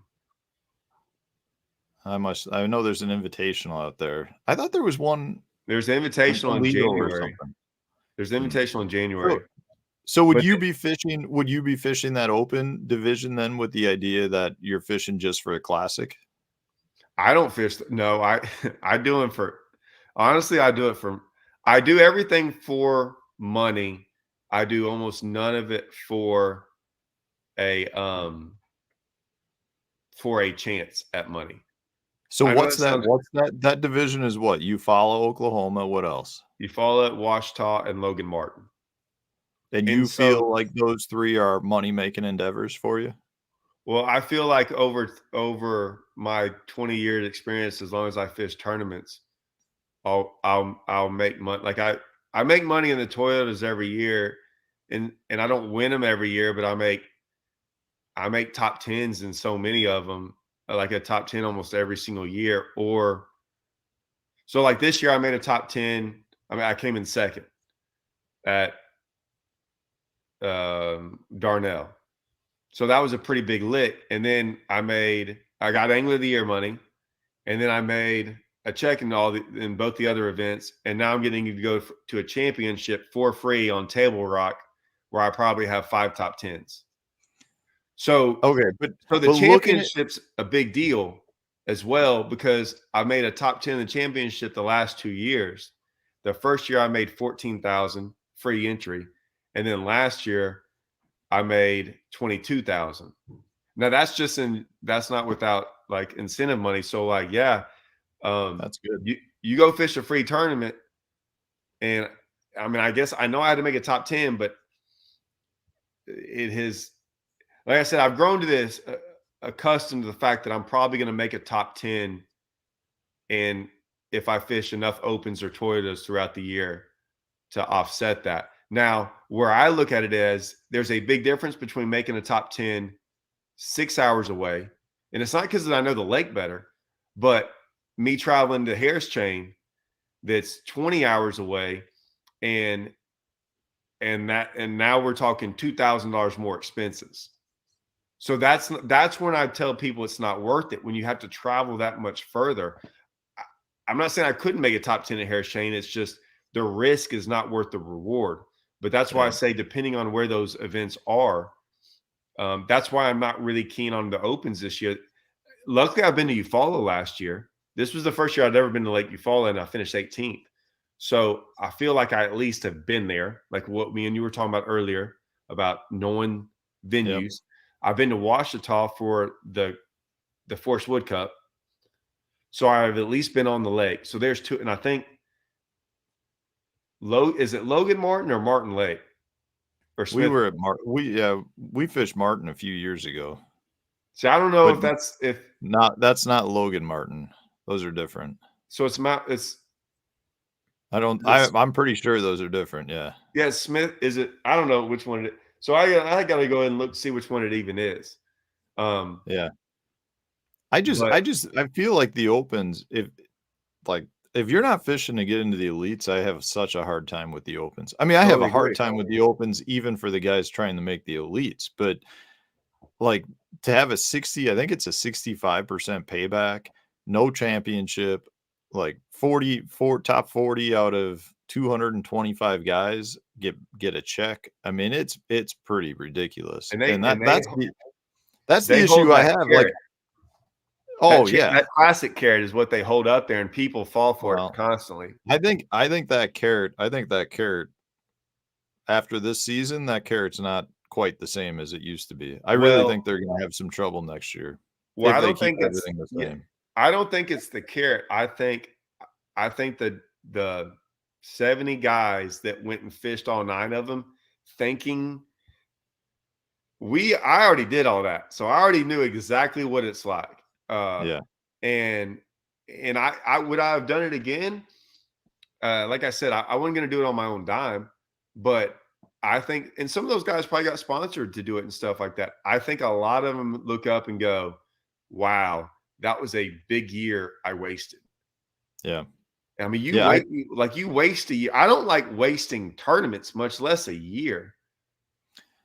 Yeah, and that's what nine events over the course of the year is that way, because I mean, the scheduling that changes so much of everything else in your daily life, whether that's more tournaments or whether that's, like, just family events. I mean, I think there's a lot of anglers walking away from this year with a sour taste in their mouth, Yeah. not thinking it was gonna be what it was. I think I mean, this is again, I wasn't part of it, so I can't necessarily speak. But in talking with other anglers who did do it, I think a lot of them felt like there was going to be a lot more exposure that maybe happen for some guys, but didn't happen for a lot of those guys. And ultimately, I just think, I mean, you and I have done it. We know the commitment to fish full seasons like that, and 9 tournaments is a lot to ask what is supposed to be more of a working man's type thing. Like, I don't necessarily disagree that Bass wants the most well qualified anglers that also have the best sponsor I, portfolio and can move up to the elites. I get that. I get I that get it too. completely. But you're also, talking about a lot of guys that work full-time jobs that had to ask for 9 weeks off of, from whatever job they were working, and that's put them in somewhat of a hard spot probably for some of those jobs. It's a lot of lost revenue on top of the revenue they lost in the tournaments. Like, it's I I'm not saying that they're not necessarily gonna fill fields, but I don't think they're gonna see the number of guys do it, you know I No, don't think I think for the number of guys I've talked to that are unhappy, I don't think there's all that many guys coming up that are, like, hot to trot to try to fish all 9. the young guys will. Yeah, but, that's what I'm saying. You might have a handful of new young Yeah. guys, some kids coming out of college, but I think there's a lot of guys that, have done this now a couple of years with bass and are like, "I'm not doing it again." It was I caught a it if you get so you get at our age, and I say that respect like you get our age, we've been around enough. We Some people could look at what we're saying as like we're sour, and we're not. Like we love what we're doing. We're just talking, we can just openly talk about things that that comes with this job. That's all there is. It's Yeah, just it'd just be like listening to somebody complain if you're a teacher in the school system and you're like, hey, they love teaching these kids, but then there's this other part of it that's like, I can't believe we have to do this. I can't believe they won't make changes. They're stuck in a bad situation. I love listening to I get into more arguments with young guys than I do old guys. And these young guys are all ready to go and they don't want to listen and they do all this stuff and I'm like, "Hey, yeah, that's great. Okay, but you're asking and I'm telling you, but you don't want to listen." And then I don't know I don't know what was going on, but they were these two young guys and they fish the invitationals with you okay. and they were at Lake of the Ozarks. And I heard one of them like sounded just like me. I heard him in the boat talking to the other guy. They did this and da da da, da, and they were going off, and it was not about that turn. It was about something else. And I was going, yeah, I bet you he went like that last year. Because he probably got a year or two of it and was like, oh, this is what it's really like. This is the complaint. Like they see the complaints that all of us have, and it's not complaints. I mean, and it's not like we have necessary solutions. Like I agree with you, Bass. I agree with what Bass is doing to get the best anglers. Like putting 9 events like that is 100% the best way to get the best Yep. anglers. No doubt about it. Like above anything else, that's the best thing they could ever do. In my opinion, like you said, for those 9 or 10, I don't know how many it is, for those 10 guys going, they they are more prepared. They they have money somewhere. I, if it's from sponsors, congratulations. They are better at getting sponsor money than 90% of the people I know because half the people I know that in the elites are still working on that part of it. So I don't know where the money's coming from. Well, I know where the money's coming from. Me and you both do, but they're at least more prepared to see what it's going to be like. Because I will say the one thing is when you do the 3 event deal, the three events and you're in. I'm not saying I dislike it or whatever, but man, there were some guys that had no business going to the elites that qualified, that their fishing wasn't that good because it was a regional deal, right? And they just, like, I used to get so mad at the opens when they go to rivers and they'd have like 2 out of the 3 were rivers. And I'm like, hey man, y'all don't fish a single river on the elites. And these Yeah. guys, and that's why the little boat thing always came up. I'm like, hey man, you take a little boat in the backwater that no one else can get to and do really good in an event. That's not how it's going to be on the elites. Like that's not, Yeah. that doesn't happen. So I'm like, it's a false sense of what's going on. And I was like, so I like the way they do it now. Like they go to these lakes that would be lakes that elites would go to. It really, it's better, but it's not, man, there's a very few people that can do all 9 of those. Yeah, it's and to ask them to do it, if you're not one of those top guys qualifying, you're asking them to commit another year now. And if they don't qualify next year, another year. And that's the thing. I just don't know that there's that many of those anglers that are going to want to go through what they went through this year again and again and again to have a shot at qualifying, which we all know is one of the hardest things to do in our sport. To qualify up, it's not a given. It's not a matter of, hey, I'm just gonna, if I fish 5 years, I'm gonna qualify at some point. It doesn't quite work that way. Right. I got to reply to this. I've never bad pre-fish. I don't know if I've ever had a bad pre-fish. I've never not put up the entry fee. I know that. I've fished over 600 tournaments in my lifetime. I've never not put up the like I've never gone. If anything, if I pre-fish, I probably had a really good pre-fish and just talked myself into fishing the tournament. We haven't replied to hardly any of these. There's so many. We've been going off on all of this other stuff.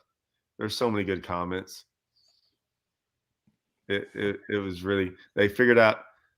Is it Logan Martin? They said, like, they're saying it's, but which one? Yeah, we guess fished Martin Lake because you were still fishing at that point, right? When we yeah, were there, I love that, but see now I don't know liked if it anyone too. actually on the comments. I don't want to have to go look it up. That's not I think that's the division that goes to Smith Lake. So is it Smith? I thought it was Eufaula, Smith, and Wachita. Because I remember Watch thinking that would be one that I would like to fish too, but I won't. Logan Martin. Are they? Is it Logan? I don't know. Someone say, is it Logan Martin or Martin Lake? Someone will get it. Someone will know, but more than I. Have you fished Logan Martin? No. Martin Lake is the one.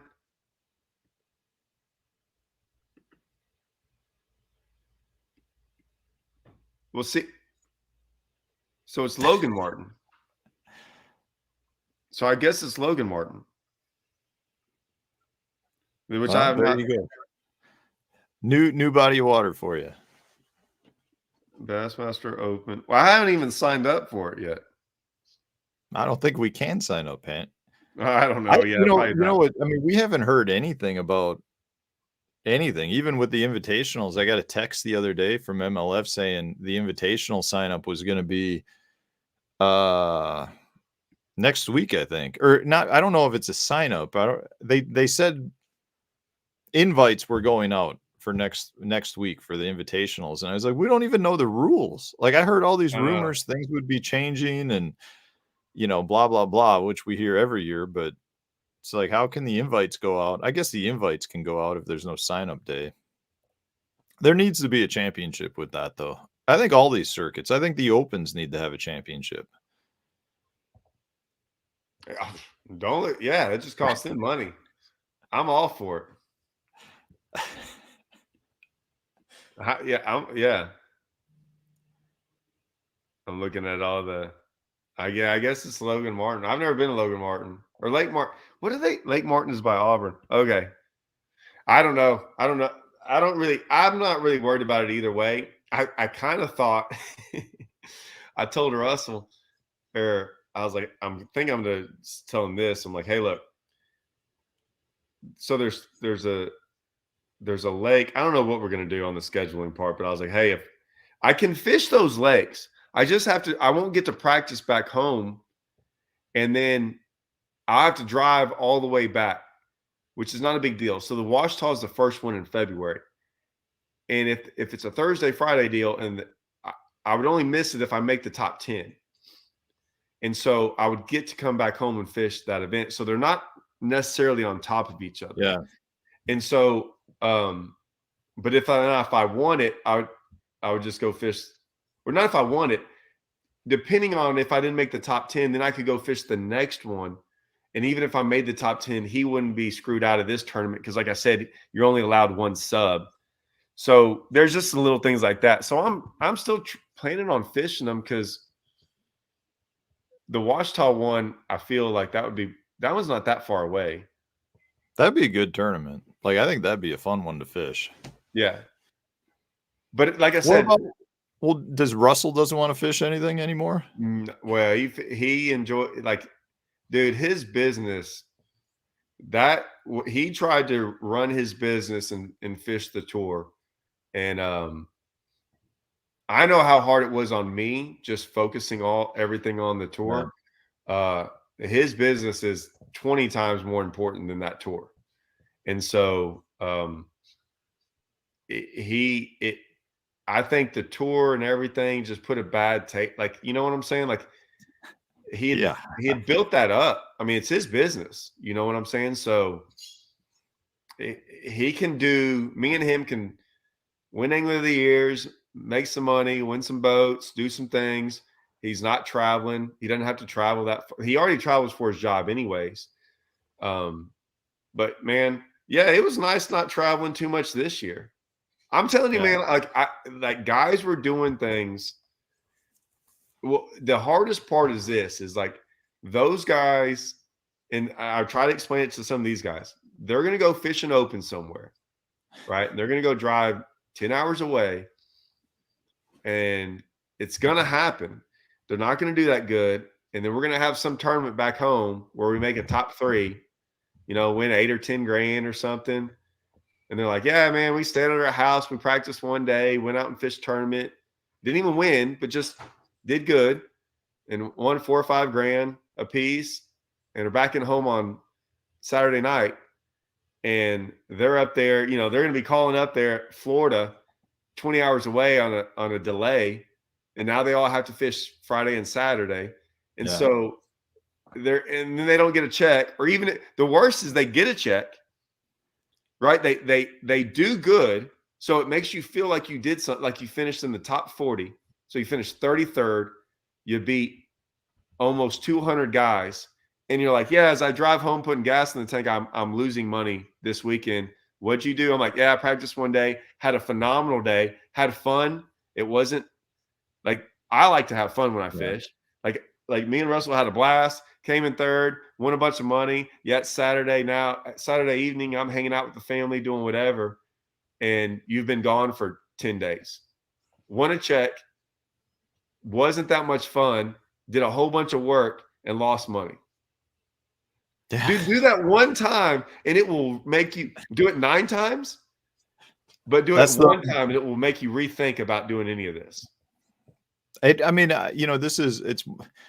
that's the sport in a nutshell, though. I mean, like we were saying, you cash a check and you feel good about it until for that drive home. And then the next day you start thinking about the next tournament and you forget all about having a decent tournament. But I mean, I've often thought to myself, if I went and grabbed like 100 people off the street and I said, all right, tell me if I should do this or not. I'm going to take $30,000, enter into these tournaments, but then I'm going to have probably another $30,000 in expenses throughout the year to have a shot at taking a top 50 to now this year on the invitationals, get 8 grand. And if you take a top 30, you get 10 grand, which means I need to cash in all 6 to break even. Like if you went to 100 people on, random people and explain them the scenario. So you said all that, and then you said, or I could just take my $30,000, put it on black at the roulette table. What should I do? I mean, the odds are you got a better shot at making doubling your money with one spin than you do. I mean, you're not going to double your money. I mean, I And, had and I they, had and I they had a get killer year this year, but the and they reality give is you I'm not a gonna hey, do it. and they give you a free beer and a free place to stay if you did Yeah, no kidding. it. No kidding. And if you double your money, they'd probably give you a lot more than that to get you to do it again the next To do day. it again the next day. You'd feel like you're in the classic. They'd be Yeah, knocking dude. I on your mean, door, giving you a free dinner, all kinds of stuff. yeah, that's pretty much the fishing world doesn't make any sense. Like I really the biggest problem is we're all addicted gamblers to it. And I think some of us are a little better at it than other people. And I'm if I'm you glad we have this oh yeah, because dude, this those is those guys, yeah. you mentioned this. You said those guys that fish the opens thought there was going to be more exposure. And I'm telling you, I could care less if Bass ever exposes me or ML. Like, don't care. Um, like I can figure out my own way of doing it. So like it's pretty cool. That's the reason I really fish the opens is I think I can do some different things with it, Yeah. and so um I don't I look at it that way, you know. Yeah, I mean, 100% agree with you. I mean, at least, for my own personal career, doing YouTube for a little under 3 years now has been the greatest thing for my career, and it's because I've built my own personal brand. I have not relied on MLF or Bass or whoever to do that because they really knowing that we are replaceable anglers, they don't necessarily have the uh well, they don't have the manpower, but they don't have the desire to necessarily make us all Kevin Van Dams. If they're under the impression that we're replaceable, they just need a full field, they'll find a new person to take that spot. So we can't I earlier in my career, it was like we all wanted the exposure, but we didn't. I mean, at least for me, I didn't really know how else to get the exposure, right? I mean, you No. could win a tournament and force exposure, or you had to hope that they might call you to do a magazine article or something. And the reality is now by doing the YouTube thing, you could say it probably with other social media. I just never found there to be much of an impact with other social media outlets. But with Me YouTube, neither. I've been able to create my own brand, and that has opened up more doors than being a good, solid, consistent angler ever did for me. And the nice thing about it is I kind of control that. Now, I don't have YouTube could close shop and therefore I'm gone with that, but I do feel like I've got a platform right now to promote myself on. Yeah, I mean, I think that like I said, when MLF and them when we split from them and went to fish the opens, the best thing that came out of that was learning that for me. And Mhm. so that was she. I would have never have done it. I would have been another year or two late. I was I was the, and still I am the worst. I don't watch any YouTube. I didn't understand why anyone would video anything in their boat. I didn't understand. I did something I didn't understand it. I was so against it. And then for me to like do a 180 on it, and I understand why. Um, but yeah, it was a really cool thing. And then it opened up my eyes to like I said, I got more. I thought I already was independent, but I became more independent. And then, like you said, we were waiting around for these like conversations to get a media and a magazine and all these things. And I'm like, if I want something out there, I just go Yeah. do it. And I don't have to rely on some. I wanted this comment. This is only my opinion. I guess I've guided a little bit here and there. The problem with guiding and he says, and fishing local tournaments. I rarely see a guy that can do both. I will never. You can't guide on Rayburn and fish tournaments on Rayburn. One, there's a lot of rules against it, but take the rules out of it. Is most of the time is like, man, it's hard. You know how good you have to be able to like save tournament winning holes as opposed to guide holes and make it all work together. Most of the guys I know, they've done it differently now. They do electronic classes and things like that. But if I would guide, I'm like, hey, because a lot of those guys that want the guide trips are guys that want to like learn it for a tournament setting. And so most of the times, if I ever guide, and which is, I don't think I guided at all once this year, maybe. I'm like, hey, look, I'm not that type of guy. I'll teach you how to fish. I'm not going to teach you some things. Like, so let's go to this other lake and we'll learn something. But even Yeah. then, I'll be honest with you. I fish so many tournaments and do other stuff. Someone saw me at the boat ramp the other day, and I kind of felt bad. They're like, hey, man, we kind of asked you about going fishing and stuff. And I'm like, yeah, this is the first time I've had my son out on the lake in 6 months. And like, you know what I'm saying? Like, I don't have time to go Yeah. fish. We spend so much time traveling around, you know. I was talking to you about how many days you get to go fish, right? And you kind of have it set out to where I don't want to go fishing on those other days. I fish enough, and I'm like, I need some other time to do other stuff. We're like, because then the same people on YouTube, they're like, hey, how come you haven't put on any content? I'm like, did you know how hard it is to do that and fish for like 12 days in a row? Really hard. Yeah. Dude, I most of the guides that I talk to, I used to do more guiding, and as the YouTube thing grows and some of my other business endeavors kind of grow, I've really moved away from it. But uh, most of my buddies that guide, I mean, it's they don't tend to fish that many tournaments anymore because they would rather make the guaranteed check. Like, they basically put it, why would I turn down guaranteed money to put up my own money to potentially win probably what I was going to get back in the guide fee anyways. So it's one of those things. I mean, if it's a big dollar tournament, sure, but Well, we if have it's big just a dollar. local thing, Correct. Our turn, yeah, like I would never guide on Rayburn because I always looked at it as like the same. Like I know people that did, and they say the same thing, and I'm like, yeah, but man, if you're a guide on Rayburn, you should be able to go out there and like smash it in that tournament. And that was my outlook. And I'm like, hey man, just go win a $20,000 event, and you won't have to guide for like 5 months. Like work one day as opposed to yeah, 100.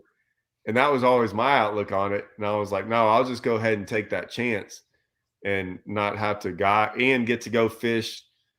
It's not like you only have to do that one, fish a couple tournaments. I don't know. I always looked at it differently. I was like, How no, I'll how guide many somewhere local else. events how many local events you fish a year? And by local, I mean, they could be high dollar. I'm just curious, like, how many Okay. tournaments a year do you fish? What do you consider local? I consider anything in Texas local, Yeah, Texas. which is funny because Washita is 5 hours away, and Choke Canyon, where we had our champion, is 6, and Yeah. Amstead's 8.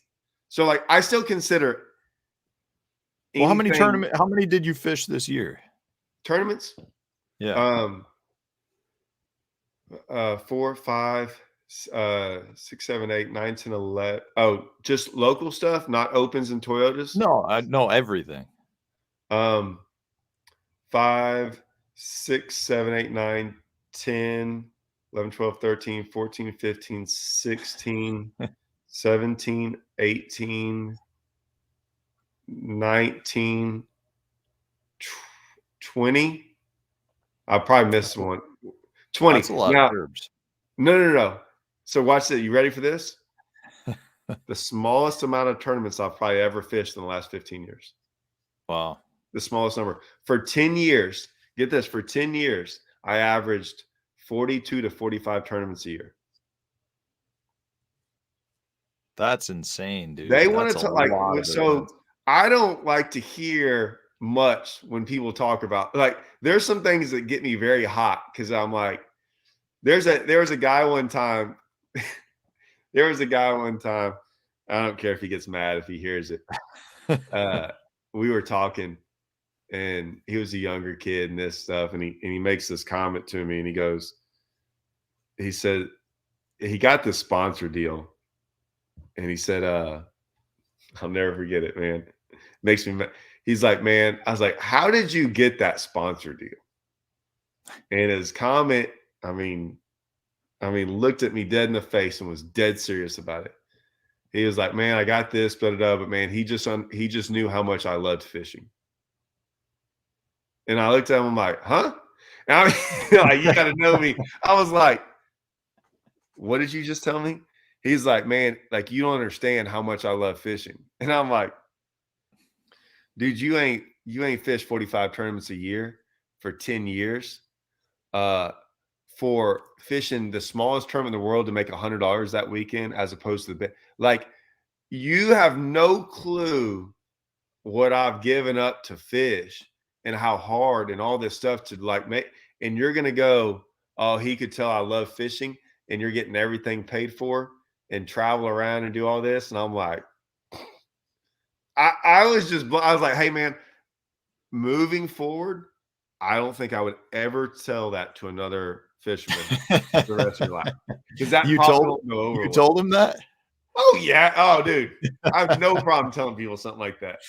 Like, you can't, like, I mean, I wasn't the only one in the room, and everyone else was sitting there going, a lot older and fished a lot more tournaments, not more than me, but like, we were all looking around going, yeah, dude, man, you have had a privileged fishing life compared to the three Yeah, of us in here. And I was going, no.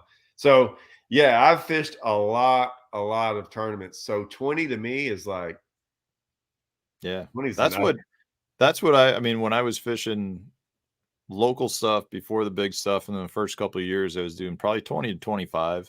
But keep in mind, we're froze over 6 months out of the I year know. too. Yeah. So, I mean, it was pretty much 1 or 2 every weekend, and, I there's part of me misses those days. I mean, now I did Wednesday nighters, I guess, with my boys here, but, other than that, it was just the invitationals. I get, I talked to Hackney, and I understand. I never understood that until now that I have time off. So like, we never had, November was my lowest amount of tournaments I would ever have, would be November, sometimes December. Um, but we used to have tournaments every time in December, and November was usually the one month we almost didn't have anything, maybe one. Hmm. And so I mean, there was never a time. I mean, there was never 2 weeks. If I ever had, so me and my wife got married on July 3rd because she knew I would never have a tournament on the July 4th weekend. So my I hate goal those for, weddings, by the way. yeah, well, it wasn't like a July 4th wedding. It was just like, we just had to. She was like, I know we'll be able to celebrate our anniversary and do everything on some time date around Because July 4th. Todd will be home. Yes. So from January 1st, it was usually, because we had tournaments on January 2nd. I would usually never have a weekend off until May 31st, which would be Memorial Day, because most time they never put tournaments on Memorial Day down here. Yeah. So that would be my first weekend off. Now, a lot of those weekends I'd have to fish double. Like, so we'd fish a tournament on Saturday, drive somewhere and fish on Sunday, or the Toyota thing where we fish Friday, Saturday, maybe you didn't make the cut, and then you went and fished a tournament on Saturday. I've done tons of those, like, Yeah. all the time. I try to stay away from those now. But you look at all that, and Hackney was like, man, we were talking about like leaving and staying home and doing all that stuff. He said, man, I like it. I like to have all the tournaments at once. I'm like, really? You don't like him being a little spread out? He was like, man, there's nothing worse than being on the road doing that, coming home for a month and you get situated for a month and then you have to go out again. And I was like, I don't know about that. And then now that because I've never been home for a month, so I didn't know what that. Then now I'm all of a sudden home for a month, and I'm like, oh, I get it, because you don't really want to get, like, when you travel so much and you do get home for a month, you get used to it, you know? So it can Yeah. go both ways. I understand, but Yeah, I like having some time off in between. well, I've never gotten to it, enjoy it. So Yeah. Yeah, I don't October, know. I October's mean, the worst month. for you, tournament-wise? It used to be. Hold on, just keep going. Hold on. Mailman? Well, it's about to kick us off because What is? my battery got low, and it still might be low. Oh,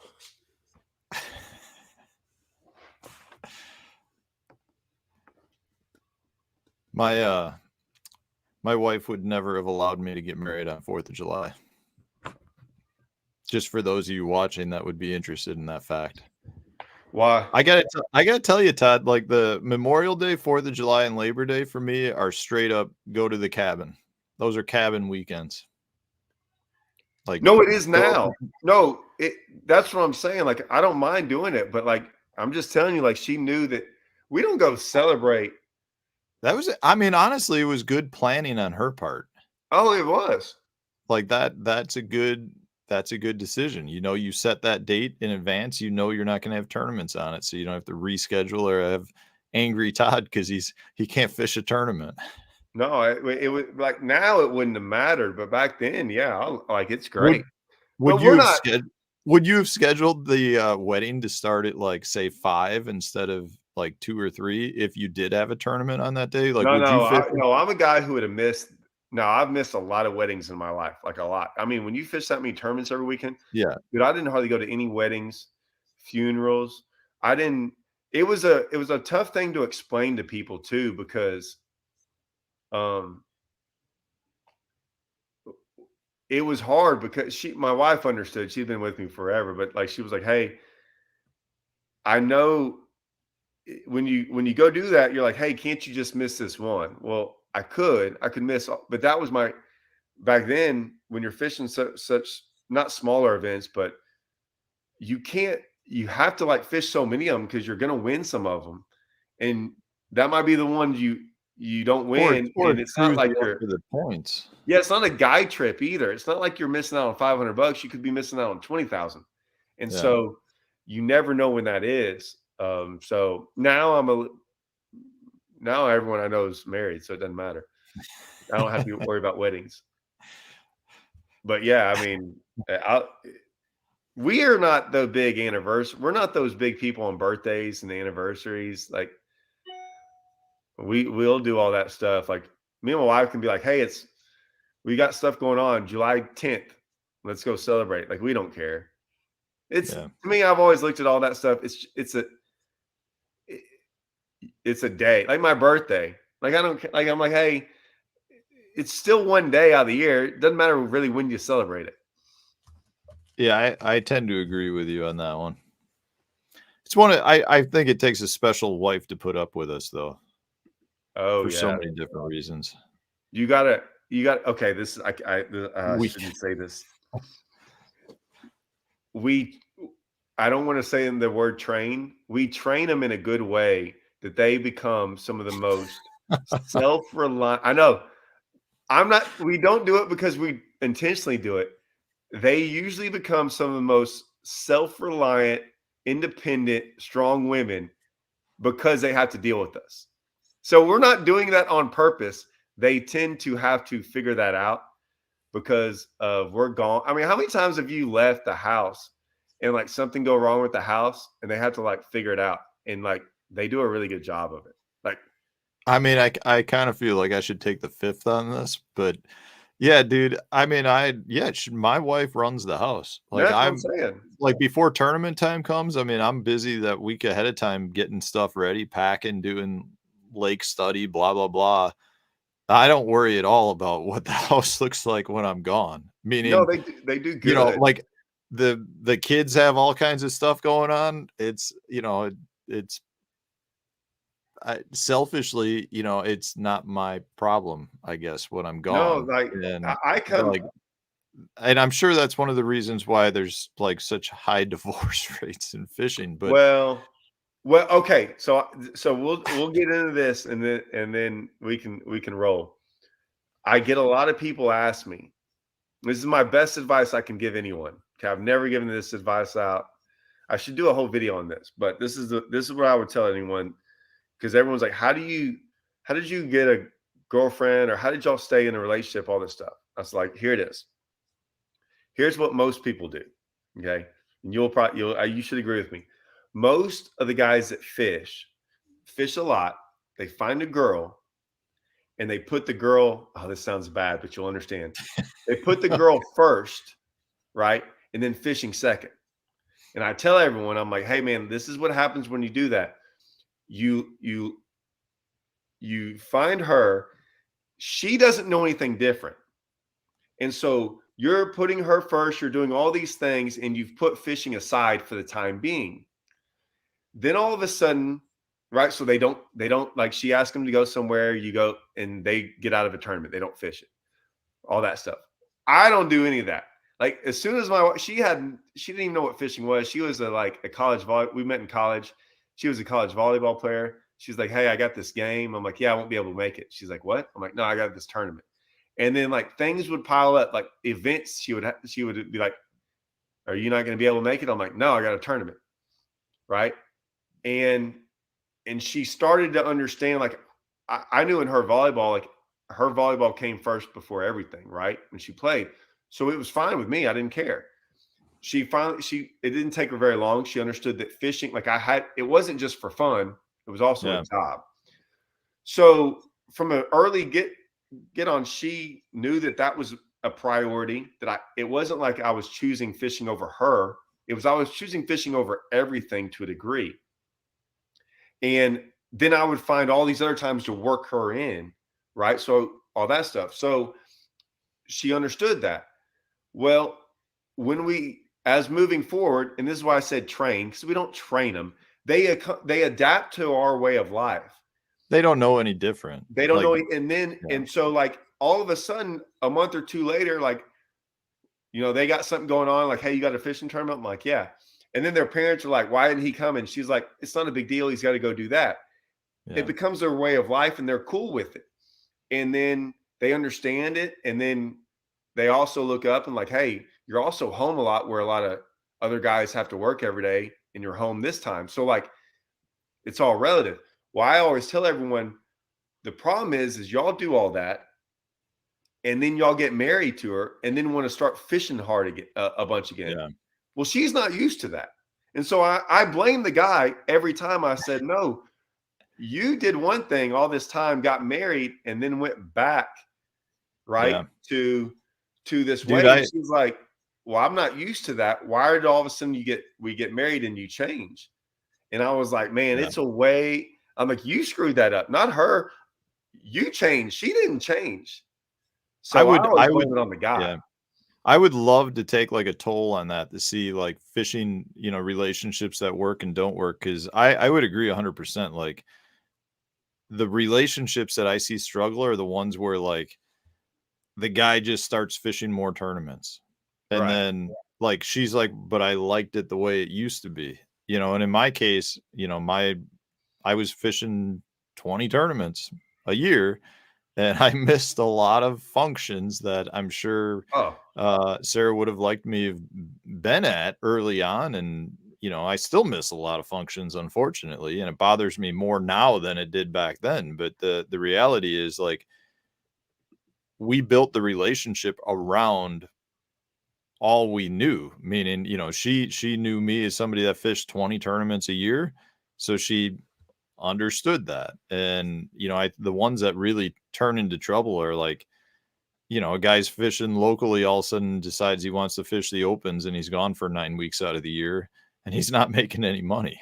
And it's like, now all of a sudden, because in those relationships, a lot of times I think it's looked at as a vacation. This guy's getting to go fish for 9 weeks out of the year, spending a bunch of money to do it. And if it's and the relationship changed around that because he wasn't fishing those tournaments early in the relationship. So I 100% agree. I think the strongest relationships within the fishing industry that I know of are generally built around the fishing career being there always from the beginning of the relationship.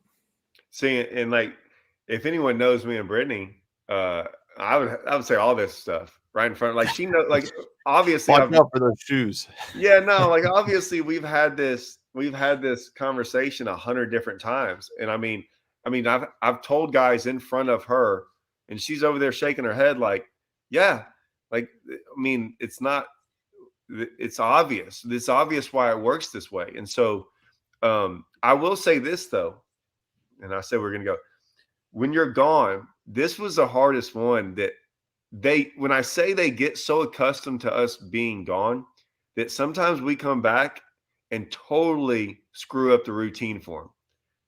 Like, right, I'm like, "Hey, why are the kids up?" And she was Yeah. like, "Oh, they go to bed at 8:30 when you're not here, but now you're here and they want to see you, and now it's 9:30 and now they're tired in the morning." And I'm like, "Oh yeah, whatever." Yeah. They like it when we get back into it, as long as we get back into it doing what they want to do. But sometimes, and Yeah. usually I'll come back and Brittany's like, "Oh, I got this.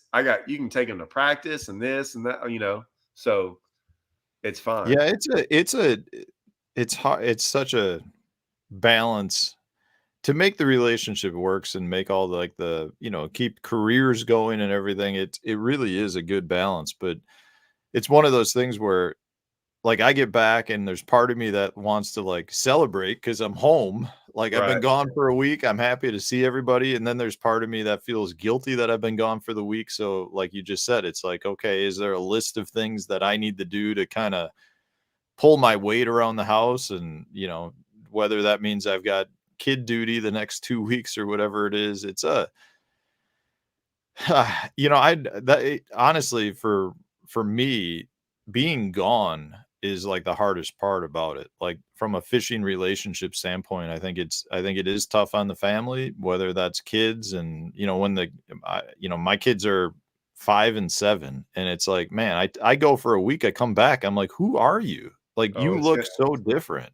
and it's gonna get it's it's gonna ridiculous. get worse because I was fine when they're young. I was fine leaving. When it was just Brittany, I was fine. Like she'll tell you, like Yeah, she's fine with me gone. What was hard as so now, and they're out of school. That's why I asked you if you wanted to do it today yeah, because they're out of school. Is what I found this out, and I was like, "What do you mean you're out of school?" And they're like, "Hey, it's the fair's going on." I'm like, "Who gets off for the fair?" So they're off today and tomorrow, which they're fine, but they're 9 and 11, and by far there's nothing even close. And this is why I missed is their sports, their games. mm, So like, so I'll take Michaela to practice soccer practice here in a little bit, in like 2 hours, and then she's got 3 games. She got 2 on Saturday, 1 on Sunday in Dallas, and then Michael, he hurt his foot. He's kind of rehabbing back into everything that he does. Earlier in the year, I made a top. I finished 25th at the Toyota at Rayburn, and um, it was one of those deals where I'd been fishing nonstop and like tournaments after tournament, like rolled up, and I'd missed almost all their spring events, and I found out I was going to win Angler of the Year, and so when I finished 25th, I made the cut. So no matter what I did, I was going to finish 25th. yeah, I already qualified, made my Angler of the Year, and I was like, hey, I told Mark, I said, hey, is there any problem with me leaving and having the guy in 26 and I take his 26 spot? So I made the cut, and I didn't even because I really wasn't on enough to like move up. I yeah, probably would have moved up, but not like you never know. But man, I didn't care at that point. I've been doing this for 20 years. I'm like, yeah, man, I'm good. My daughter, they both had games. They both had 2 games apiece. And I rolled out of that tournament in 26th place, and everyone's like, I can't believe you did that. I'm like, man, listen, y'all, as much as I miss, I'm good. I'm good. yeah. So I drove off and went and watched their games. And the whole time I was like, best decision I ever made. That's awesome. It gets way harder when that's the part I don't like is missing their games. By Yeah. far, It's not even close. That's the hardest thing. And I tried Yeah. to after Lake of the Ozarks, I got on the road, drove to like 1 o'clock in the morning, stayed at a buddy's house for like 4 hours, woke up at 5, dropped off my boat somewhere else, and then drove to Dallas to watch them play. Drove all the way back to get my boat, drove home. I mean, it was a long, but I mean, it was that I like the game as they get older. If they play sports, to me, that was the hardest part Yeah. missing. Yeah, I think that's awesome. The worst part for me, like, outside of being gone, is when you roll back in and you didn't cash a check. Like, that to me is like I just yeah, I walk in the house, I feel like a dog with my tail between my legs. Like, I was gone But for a week, didn't cash a check, came home with nothing. but you That's the can't worst part. change your attitude. I learned this a long time ago when you would walk in the house when that wouldn't happen. That's the biggest strain on your wife and Yeah. before the kids were even around. I had to change that before me and Brittany even got married. That like I had to, no matter how bad I did, I couldn't carry that home with me. Because if I carried it Yeah, home with me, I won't say I carry it home, but, like, I carry it internally. Like, I well, feel like I failed but internally. if you So I guess carry I it, carry it home, but I so don't many let it people carry affect it my home. attitude. Yeah. People carry it home though, and Yeah. it comes in that house, and I guarantee you that's more of a strain on anything. And I was like, hey, um, and then you gotta, and now it's great. Like I could come home and like not do good in a tournament. My kids, they wouldn't know whether I did good or not. Like they just wanted. If I bring home a Yeah. trophy, that's what they want. They don't even care about Yeah. anything else. But like even if I do bad or whatever, I just learned not to bring that home. When that routine, uh, when we were first married and we had Michaela, uh, so she obviously has always worked, and we only had a babysitter.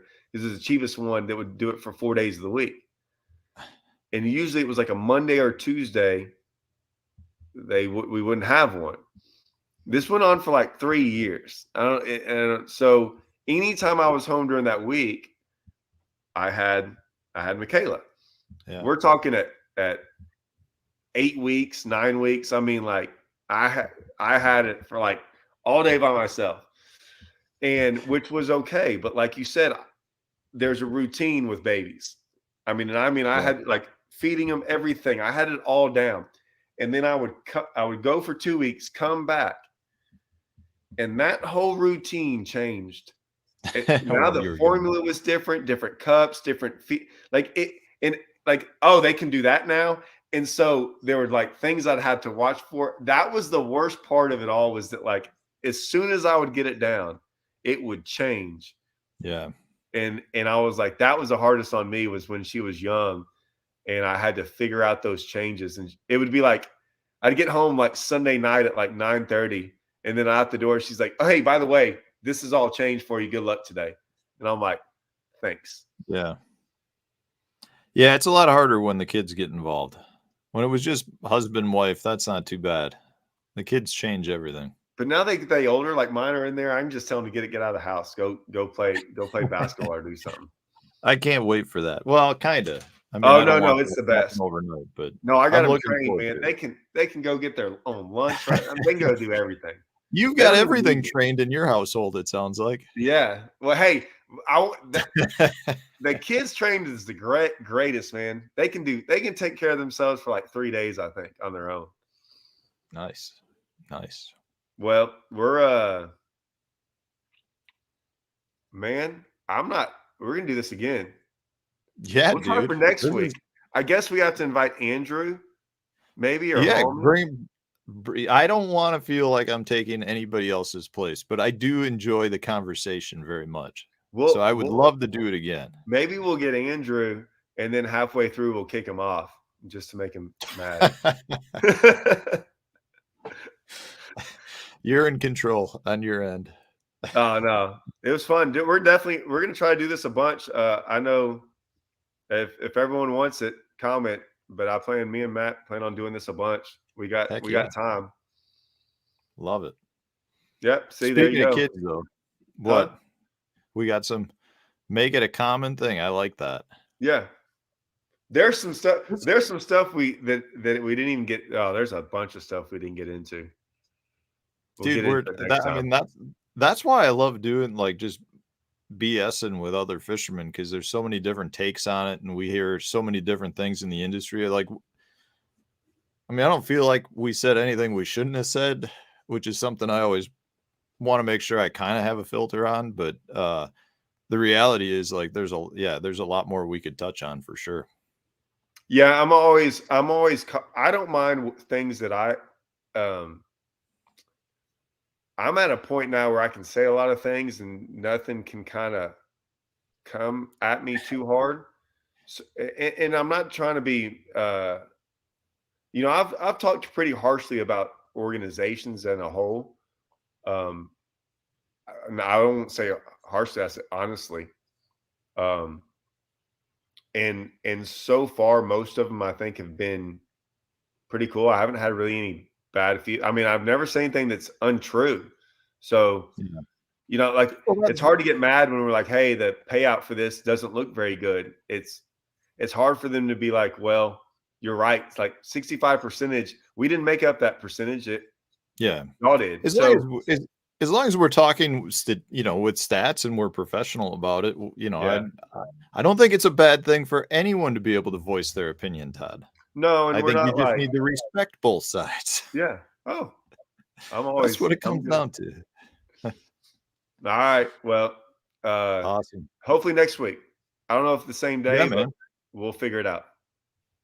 We're going into the winter here, man. We got, like I don't know that if we broke 50 today, we'll be iced over in probably a month, so when that Oh, happens, I'll be looking for people to talk to. Start all getting a right. little depressed when that happens. Well, yeah, we don't we might not hit 50. No, we are going to get in the 40s coming up in the next couple of days sometime. That's in the lows though. We'll still probably be up in the 70s and 80s during the day.